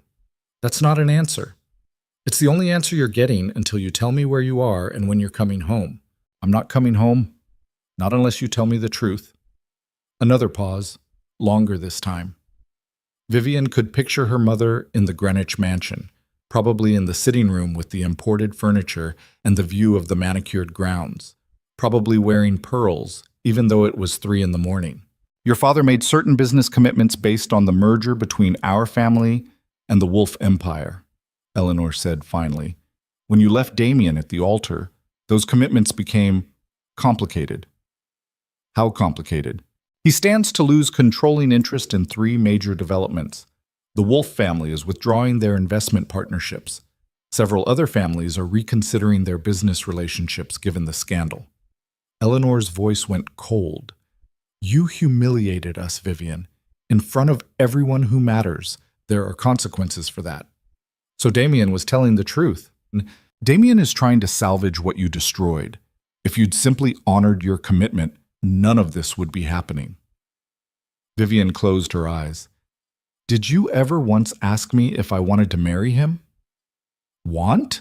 Eleanor laughed, the sound brittle. Marriage isn't about want, Vivian. It's about strategy, partnership, building something larger than yourself. I didn't want to marry your father. I did it because it was the right choice for my family, and I built a good life from that choice. You built a prison. I built an empire. There's a difference. Eleanor's tone sharpened. But you wouldn't understand that because you've always been too selfish to see beyond your own feelings, too weak to do what's necessary. The words landed like slaps, each one designed to hit exactly where Vivian was most vulnerable. Because part of her believed them. Part of her had always believed she was too selfish, too weak, too focused on her own happiness to be a good daughter. If I come back, Vivian heard herself say, if I fix this, would father's contracts be restored? Vivian, no, Ethan started, but she held up a hand. Would they? She repeated. Eleanor's voice shifted, became almost gentle. Come home. Marry Damien as planned. Issue a statement about cold feet and pre-wedding jitters. The scandal will fade. Your father's partnerships will be restored. Everything goes back to normal. And if I don't, then you'll have destroyed everything your family built. Every sacrifice we made for you, every opportunity we gave you will be wasted, and you'll spend the rest of your life knowing you chose yourself over the people who loved you most. Eleanor paused. Is that really who you want to be? Vivian looked at Ethan across the table. His expression was a mixture of anger and heartbreak, and she knew he could hear every word. "I need time to think," she said. "You've had 6 weeks to think. Time for thinking is over. Time for deciding is now." Eleanor's voice went hard again. "I'm sending a car tomorrow morning, 9 o'clock. You'll be there or you won't. But choose carefully, Vivian, because this is the last time I'm offering you a way back." The line went dead. Vivian set down her phone and stared at it like it might explode. Ethan sat back down across from her, his jaw tight. "Tell me you're not seriously considering this. She's sending a car tomorrow at 9. "I didn't ask what she's doing. I asked if you're considering getting in it." Vivian couldn't look at him. "I don't know." "Yes, you do. You've known since Damien showed up. You're just scared to admit it." "You don't understand." "I understand perfectly. Your mother just guilt-tripped you into believing you're responsible for your father's bad business decisions. She made you feel like choosing your own life makes you selfish and weak. And it worked, because that's exactly what they've been doing your whole life." Ethan's voice was rough with frustration. "But here's what I don't understand. Why you're letting them win?" "Because maybe they're right. Maybe I am selfish. Wanting to be happy isn't selfish. It is when it costs other people everything. Then let it cost them." Ethan leaned forward. "Because you know what the alternative is? Spending the rest of your life married to a man you don't love, living a life you hate, slowly dying inside while telling yourself it was the right thing to do. Is that really better? At least I wouldn't be destroying my family. You'd just be destroying yourself instead. That's so much better." The sarcasm cut deep because it was true. Vivian knew that going back meant erasing the person she'd started to become. Meant giving up the garden and the center and Lily's drawings and everything that had made her feel alive for the first time in 30 years. But staying meant watching her parents lose everything. Meant knowing she'd chosen her own happiness over theirs. Meant living with the guilt of that choice for the rest of her life. "I can't win," she said quietly. "No matter what I choose, someone gets hurt." "Then choose the option where you're not the one getting hurt." "Why? Why do I deserve that more than they do?" Ethan reached across the table and took her hands. "Because they had their chance to live their lives. They made their choices, good and bad. Your father chose to build his empire on a marriage contract. Your mother chose to accept a loveless marriage and call it strategy. Those were their decisions, and now they want you to pay for those decisions with your entire future. They're still my parents." "I know, and I know you love them. But love doesn't mean sacrificing yourself on their altar." He squeezed her hands. "Sarah told me something once, right before she died. She said the biggest regret of her life was all the time she spent trying to be what other people needed, instead of who she actually was. She said if she'd known how short life was, she would have been braver about choosing herself, about saying no to things that didn't serve her." His voice cracked on the words, and Vivian saw the grief still raw in his eyes even 2 years later. "She'd want you to be brave," Ethan continued. "To choose the life that makes you feel alive instead of the one that makes everyone else comfortable. Because comfortable isn't living, it's just existing, and you deserve more than that." Vivian felt tears sliding down her face. "What if I'm not brave enough? Then I'll be brave for both of us. Until you remember how." He pulled her hands to his lips and kissed her knuckles. "But you are brave, Vivian. You walked away from a billion-dollar wedding in a snowstorm with nothing but the dress on your back. You rebuilt your life from scratch. You learned to earn your own money and plant gardens and help kids who have nothing in common with you, except that you both know what it's like to feel invisible. That's not cowardice. That's the bravest thing I've ever seen." "Then why am I so scared?" "Because being brave doesn't mean not being scared. It means being terrified and doing it anyway." They sat like that in the dark kitchen, hands clasped across the table, while Vivian tried to imagine a version of tomorrow where she didn't get in her mother's car, where she stayed here in this small house with this good man and his daughter, and chose herself over everything she'd been raised to be. It should have been an easy choice, but 30 years of conditioning didn't disappear just because she wanted it to. "I need to talk to Lily," Vivian said finally, "before I decide anything. She deserves to know what's happening." Ethan looked surprised. "You don't have to do that. This isn't her burden. She's part of this, part of why I want to stay. I can't make a decision about her life without at least talking to her about it." She's 8 years old. She's also the most honest person I know, and right now I need honesty more than I need protection. So the next morning, while Ethan made breakfast with more force than necessary, pancakes again, because routines were all that kept them grounded, Vivian sat with Lily in the living room and tried to figure out how to explain adult complications to a child. Remember how I told you I used to live somewhere else before I came here? Vivian started. Lily nodded, clutching her rabbit. Well, the people from that life want me to come back. They think I should go home and be who I used to be instead of who I am now. But you like being here, right? Lily's voice was small. I love being here, more than I've loved anything in a very long time. Then why would you leave? It was such a simple question, such a child's way of seeing the world. If you love something, you stay. If you don't, you go. No complications, no guilt, no impossible choices between competing loyalties. Because the people who want me to come back are my family, and families are complicated. Sometimes they need you to be a certain way, and when you're not that way, they get hurt. Lily thought about this, her serious little face scrunched in concentration. Daddy says families are supposed to love you no matter what. Is that true? It should be. But your family doesn't. I think they do. They love the version of me they wanted me to be more than the version I actually am. That's dumb, Lily announced. The version you actually are is the best one. The simple certainty of it made Vivian's throat tight. You think so? Yeah, because the other version probably wouldn't help me with my homework or plant flowers or make grilled cheese with the crust cut off the way I like. The other version sounds boring. Vivian laughed through tears. She was pretty boring. Then don't go back to being her. Lily climbed into Vivian's lap, something she'd started doing over the past few weeks. Stay here and be the good version, the version that's my friend. Is that what I am? Your friend? Lily pulled back to look at her, those serious dark eyes way too perceptive for 8 years old. I thought maybe you'd be more than that, like family. Is that okay?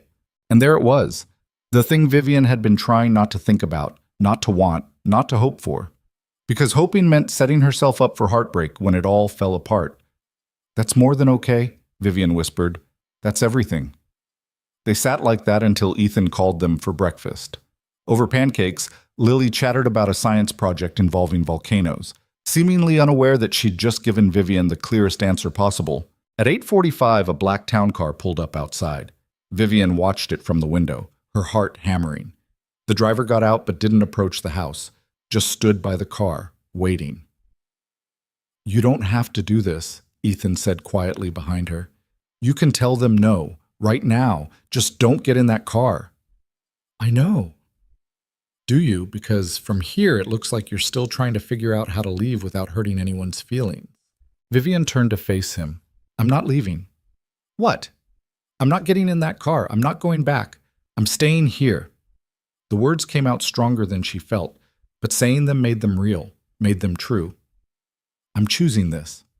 Choosing you and Lily, and minimum wage and dirt under my fingernails, and a life that's actually mine. I'm choosing me. Ethan's expression did something complicated, relief and joy and fear all mixed together. You're sure?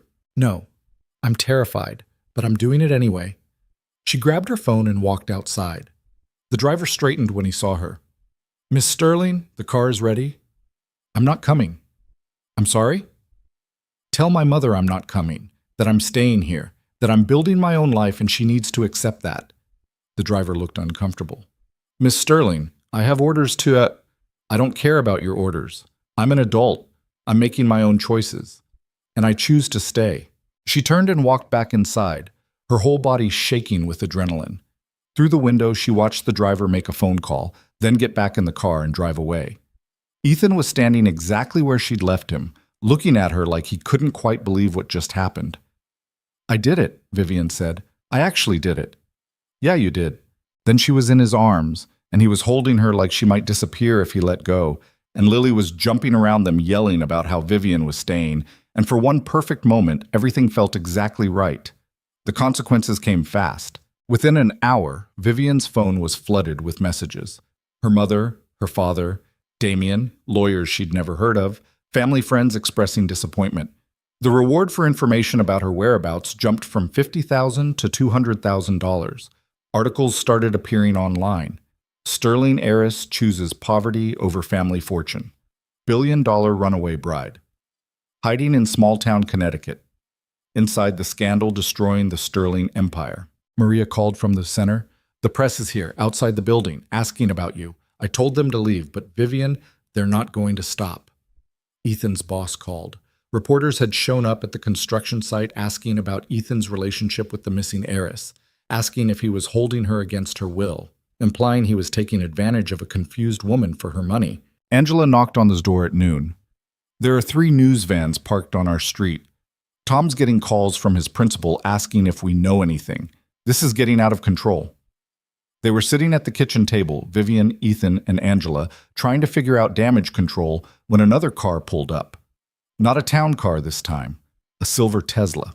Damien got out, followed by 2 men in suits that screamed corporate lawyers. He can't be here, Ethan said, already moving toward the door. But Damien was faster. He rang the doorbell, then knocked, then opened the door without waiting for permission. This is private property, Ethan said. Get out.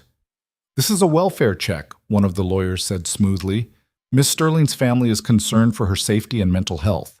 They've asked us to ensure she's not being held against her will or unduly influenced. I'm not being held against anything, Vivian said, coming to stand beside Ethan. I'm here by choice.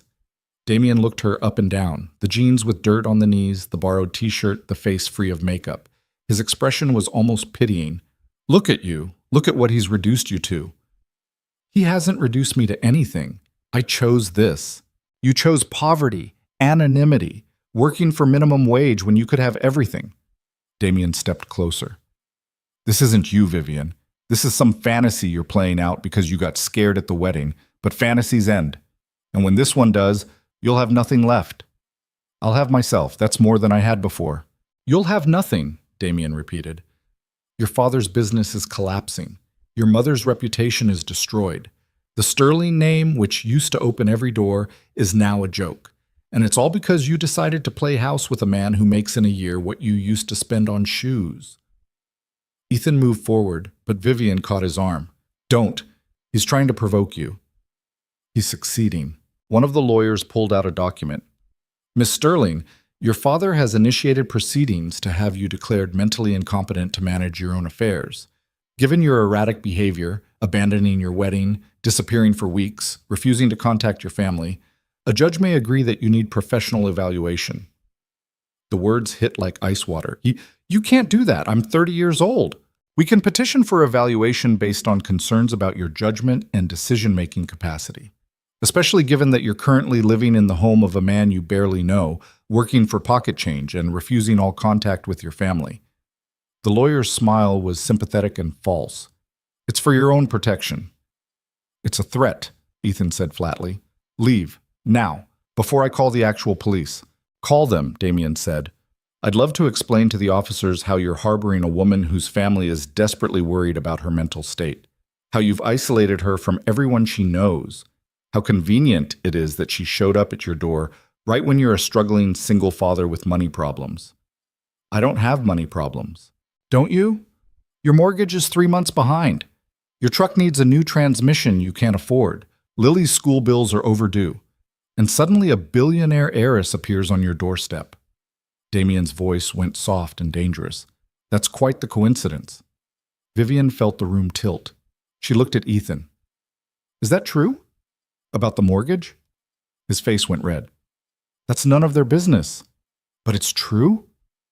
I'm handling it. By letting me stay here rent-free while I work for $15 an hour? She turned to Damien. How do you know about his finances? Because I do my research. And when I dig into someone's background, I find everything. Damien gestured at Ethan dismissively. He's drowning in debt from his wife's medical bills. Behind on every payment, one step from losing this house. And then you showed up. Perfect timing, really. Rich, vulnerable, desperate for someone to save you. He must have thought he won the lottery. That's not what happened, Ethan said, his voice tight with anger. Isn't it? Because from where I stand, you've got a woman with $1 billion trust fund living in your house, falling for your sad widower routine, getting attached to your daughter. How long before you convince her to access her accounts? How long before you find some way to... Ethan punched him. Not a wild swing, but a controlled, devastating right hook that sent Damien stumbling backward into the lawyers. Blood poured from Damien's nose. "Get out of my house," Ethan said quietly. "All of you, before I do worse." The lawyers were already pulling Damien toward the door, talking about assault charges and police reports. Damien's eyes, above his bleeding nose, were bright with triumph. "This just made everything easier," he said. "Violent man with financial problems assaults her concerned ex-fiancé. The judge is going to love this." They left. The door slammed. In the terrible silence that followed, Angela said quietly, "I should go." After she left, Vivian and Ethan stood in the kitchen, not looking at each other. "Is it true?" Vivian asked finally. "About the mortgage? The medical bills?" "Yeah." "Why didn't you tell me?" "Because it wasn't your problem to solve." Ethan went to the sink, ran cold water over his knuckles. "I've been dealing with it since before you got here. I'm still dealing with it. By falling behind on payments? By working overtime. By cutting expenses. By doing what every other person in financial trouble does. Managing day by day and hoping something breaks in my favor." He turned to face her. "But I never, not once, thought of you as a solution to my money problems. You know that, right?" "I do." And she did. But Damien's words had planted seeds of doubt, and she could feel them taking root. "But he's going to use this. The assault. Your financial situation, everything. He's going to make it look like you manipulated me." "I know." "They could actually get a judge to declare me incompetent, force me into some kind of evaluation or conservatorship or—" Vivian's voice rose with panic. "They could take away my right to make my own decisions."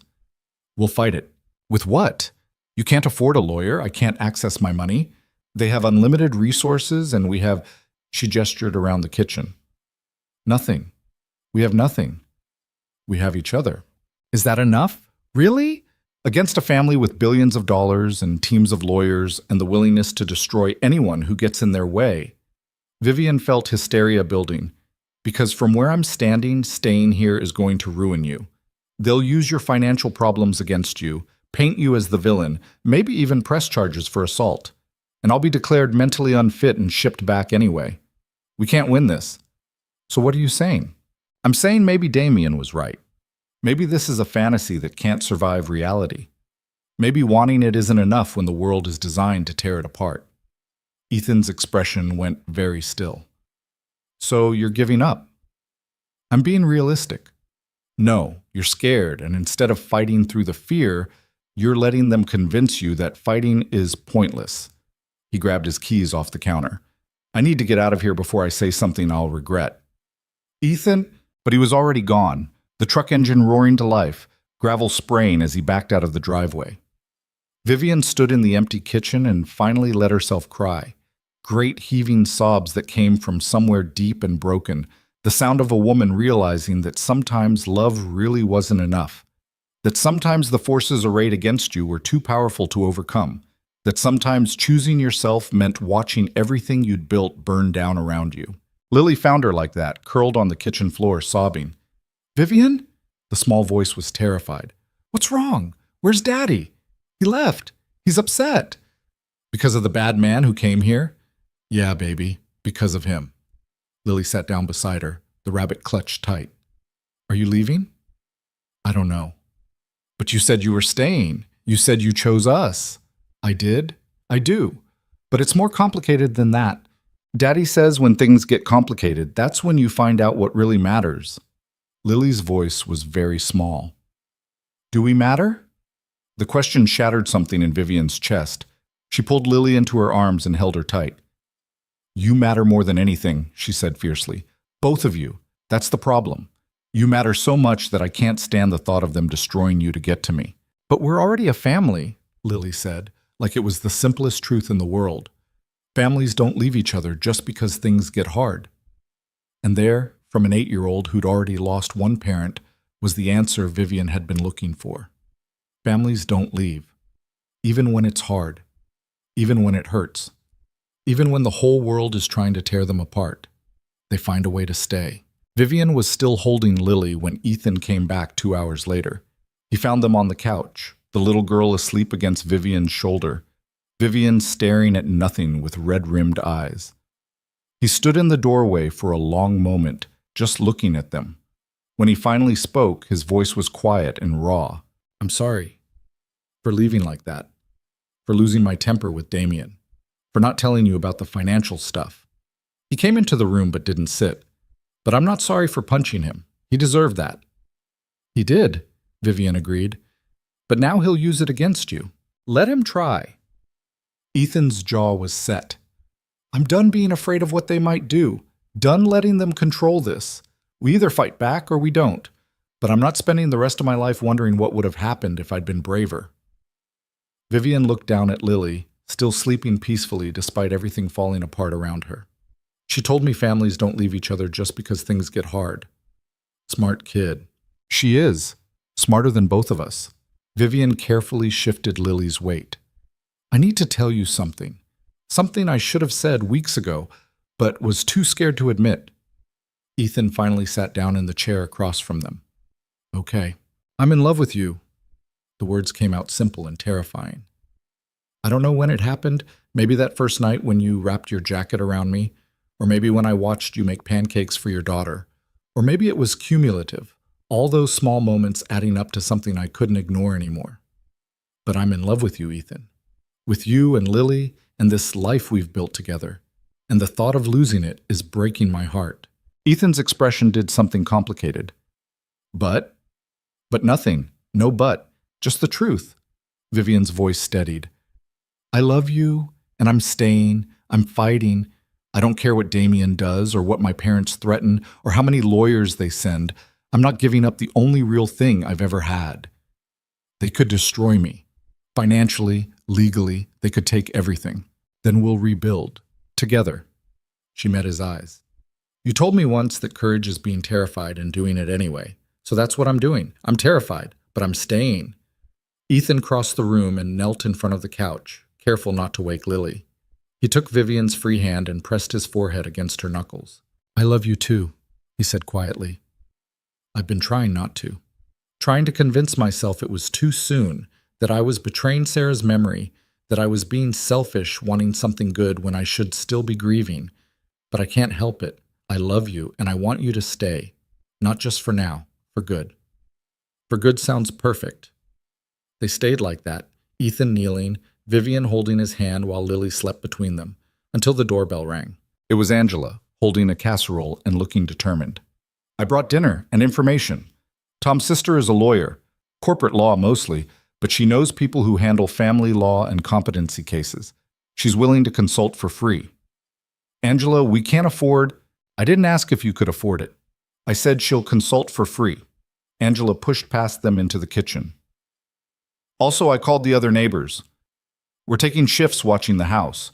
If any more reporters or lawyers or billionaire jerks show up, they'll have to get through all of us first." Vivian felt something crack open in her chest. "Why are you doing this?"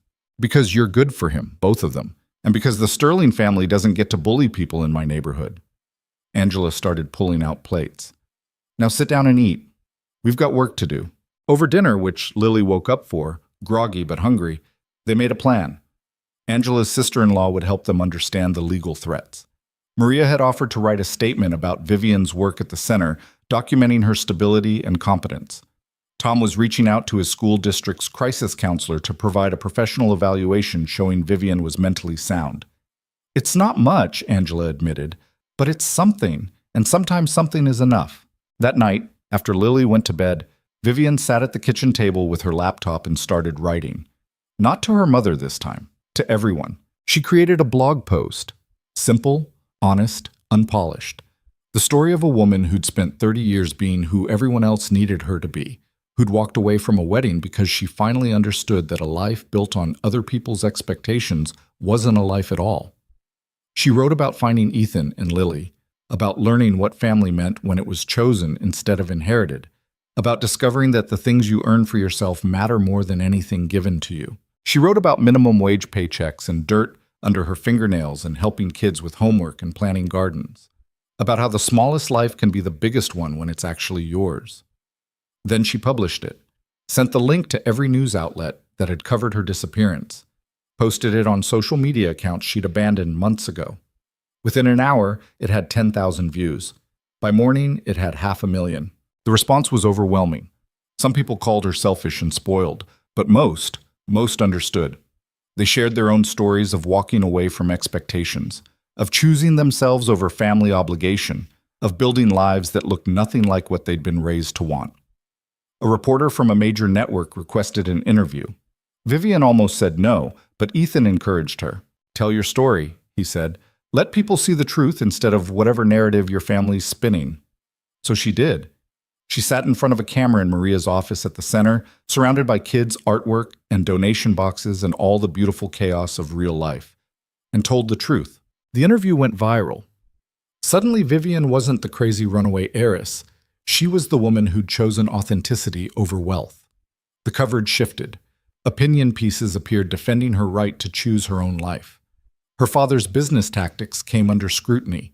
Reporters started asking uncomfortable questions about contracts that leveraged his daughter's marriage. 3 days later, her mother called. "You've made quite a spectacle of yourself," Eleanor said without preamble. I told the truth. "You humiliated your family on national television. I shared my experience. That's different." Vivian was in the garden, her hands dirty from planting late-season vegetables. "If you're calling to convince me to come back, it's not going to work. I'm not calling to convince you of anything. I'm calling because your father's lawyers have advised him to drop the competency petition. The publicity would be worse than the business losses." Vivian's hand stilled on the trowel. "What?" "You've won, Vivian. Or at least you've made it too costly for us to keep fighting." Eleanor's voice was cold. "The contracts with Damien are being renegotiated. Your father will survive the business losses, though it will take years to rebuild, and you're free to live however you want, with whoever you want. I don't need your permission." "No, you don't, but I'm giving it anyway." There was a long pause. "I don't understand your choices. I never will. But I also can't stop you from making them. So I'm letting you go." The words should have felt like victory. Instead, they just felt sad. "Did you ever love me? Really love me? Not just the version of me you wanted?" Eleanor was quiet for so long, Vivian thought she'd hung up. Then, very quietly, "I love the daughter I raised to survive in our world, but that daughter doesn't exist anymore, does she? And I don't know the woman you've become." "Maybe you could try to know her." "Maybe." But Eleanor's tone said she wouldn't. "Goodbye, Vivian." The line went dead. Vivian sat in the garden and cried. Not for what she'd lost, but for what had never really been there to begin with. The relationship she'd wanted with her mother, the acceptance she'd craved, the unconditional love she'd hoped might eventually come. All of it had been fantasy, and letting it go hurt even though she knew it was necessary. Ethan found her there 20 minutes later. He didn't ask what was wrong, just sat beside her in the dirt and held her while she grieved the family she'd never actually had. "It's over," she said finally. "They're dropping the legal threats. I'm free." "How do you feel?" "Sad, relieved, terrified. All of it at once." She wiped her eyes. "Is that normal?" "Probably. I wouldn't know. I've never walked away from a billion-dollar empire before." He kissed her temple. "But for what it's worth, I'm proud of you." "For what? Crying in a vegetable garden?" "For being brave enough to choose the life you wanted even when everyone said you were wrong. For fighting for something real even when fantasy would have been easier. For staying." He pulled back to look at her.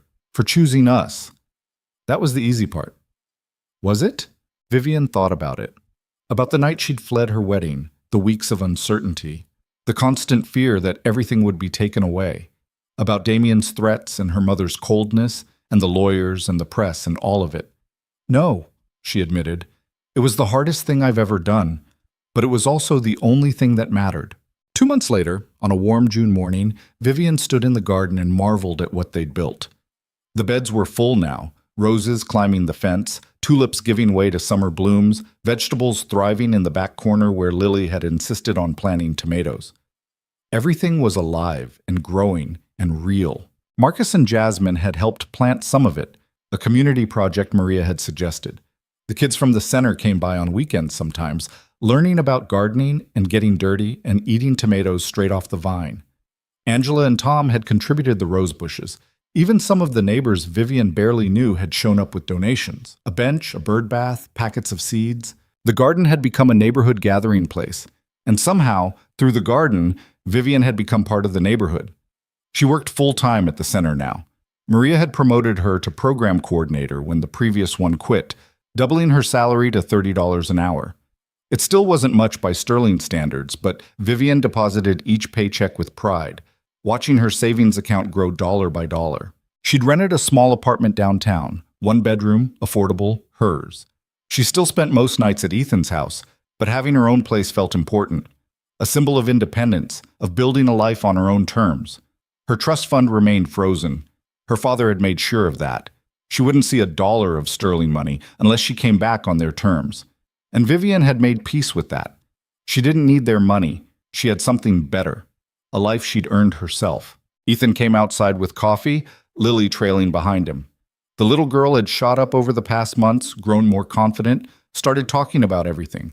Her day at school, her friends, the book she was reading. The quiet, withdrawn child who'd stopped speaking 2 years ago was gone, replaced by someone bright and joyful and alive. "Morning," Ethan said, handing Vivian a mug. "You're out here early." Couldn't sleep, kept thinking about everything. Good everything or bad everything? Just everything. How different life looks now than it did 6 months ago.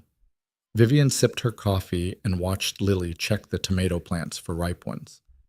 "I walked away from my wedding with nothing, and somehow I ended up with this. With you. With her. With a life that actually means something."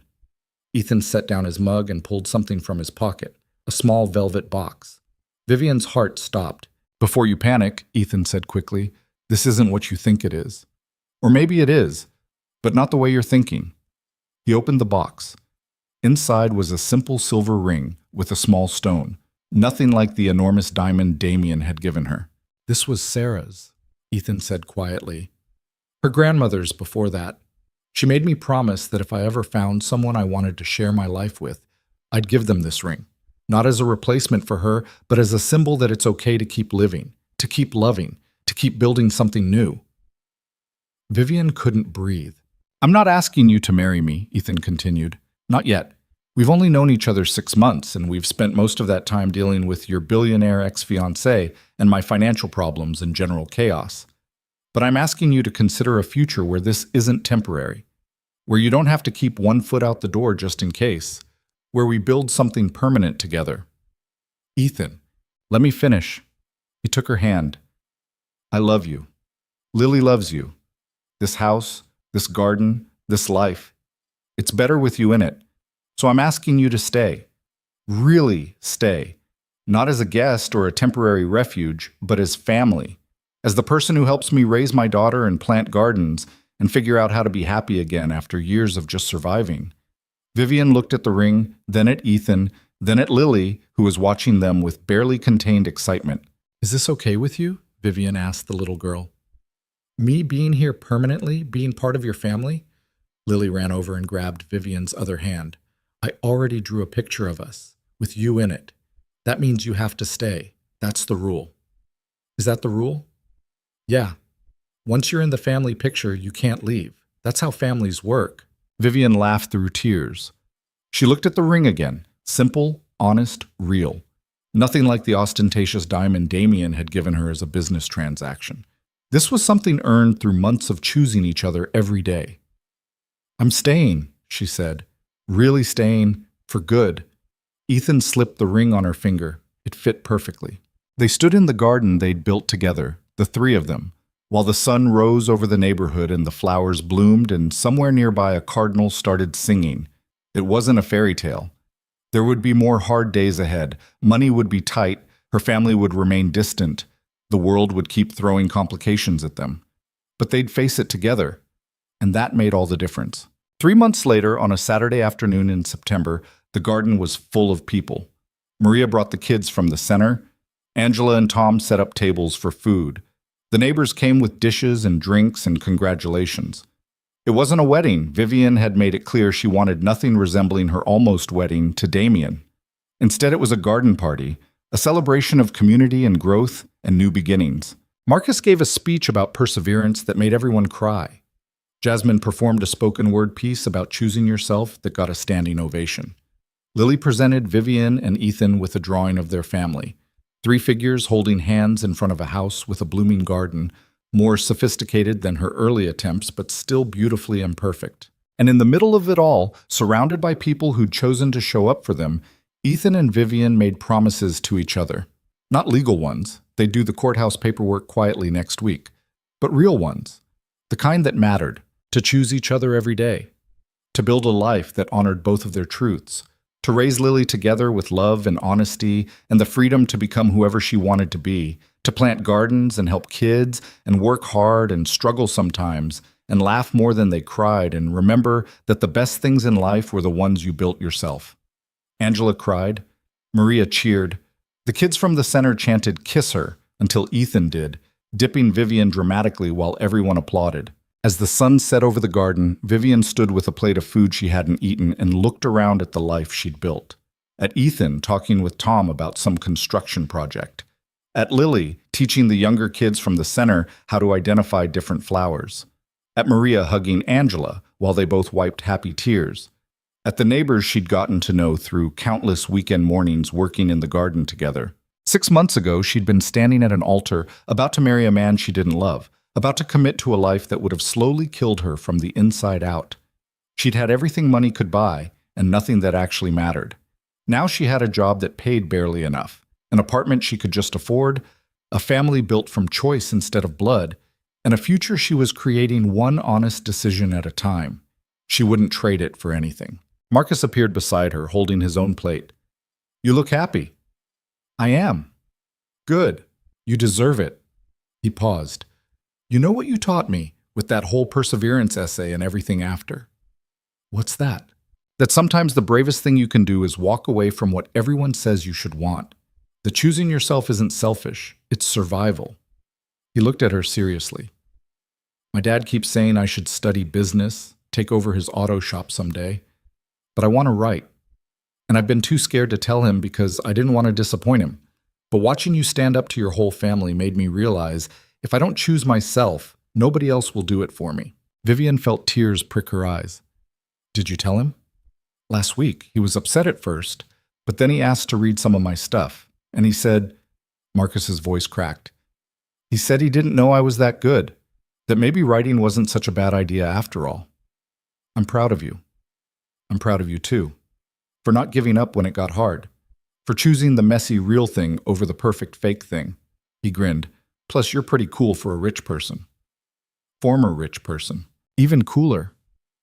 He went back to join the other kids, and Vivian stood there thinking about the ripple effects of choices. How her decision to walk away from a wedding had given Marcus permission to walk away from expectations. How choosing herself had somehow given others permission to do the same. Maybe that was the point. Not just surviving your own transformation, but lighting the way for others to find theirs. Ethan found her as the party started winding down, guests drifting home in the gathering dusk. He wrapped his arms around her from behind and rested his chin on her shoulder. "What are you thinking about?" "How none of this was in my plan. 6 months ago, I was supposed to be on my honeymoon in the Maldives, starting my life as Mrs. Damien Wolfe. And instead, I'm here, in a garden I helped plant, surrounded by people I actually care about, married to a man who sees me as a person instead of a possession." She turned in his arms to face him. "This is so much better than my plan." "Good, because I'm really attached to this version of events." "Me too." They stood there as the last guests left, as Angela helped them clean up, as Lily fell asleep on the couch still wearing her party dress. And when the house was finally quiet and they were alone in their bedroom, Vivian looked at the ring on her finger, Sarah's ring, now hers, and thought about all the women she'd been. The obedient daughter, the perfect heiress, the runaway bride, the minimum wage worker, the garden planter, the chosen family member. All of those versions had led her here, to this moment, to this life. And maybe that was the lesson she'd been learning all along, that you didn't have to erase who you were to become who you wanted to be. You just had to be brave enough to choose yourself, even when everyone said you were wrong.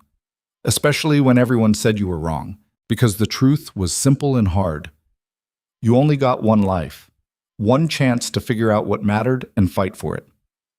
One opportunity to decide whether you'd spend your days being who you were told to be or discovering who you actually were.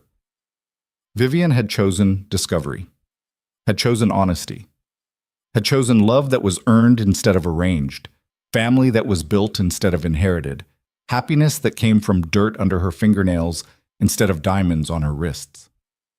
She'd chosen herself, and in doing so, she'd found everything she'd been looking for without knowing it existed. Ethan pulled her close, and Vivian let herself sink into the embrace, into the quiet peace of a life built on truth instead of expectation. Tomorrow she'd wake up early and go to the center. She'd help Marcus with his college essay about finding your own path. She'd mediate arguments and organize activities and earn her $30 an hour with pride.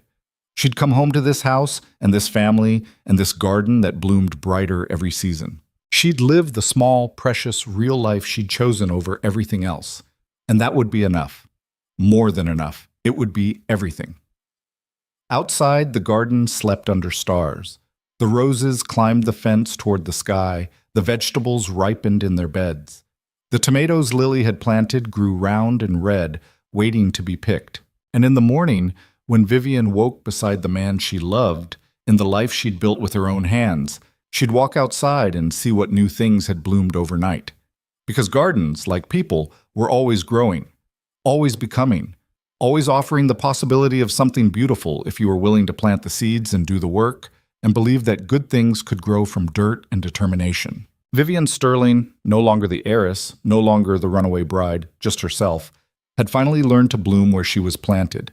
And it turned out, when you chose your own soil, you could grow into anything.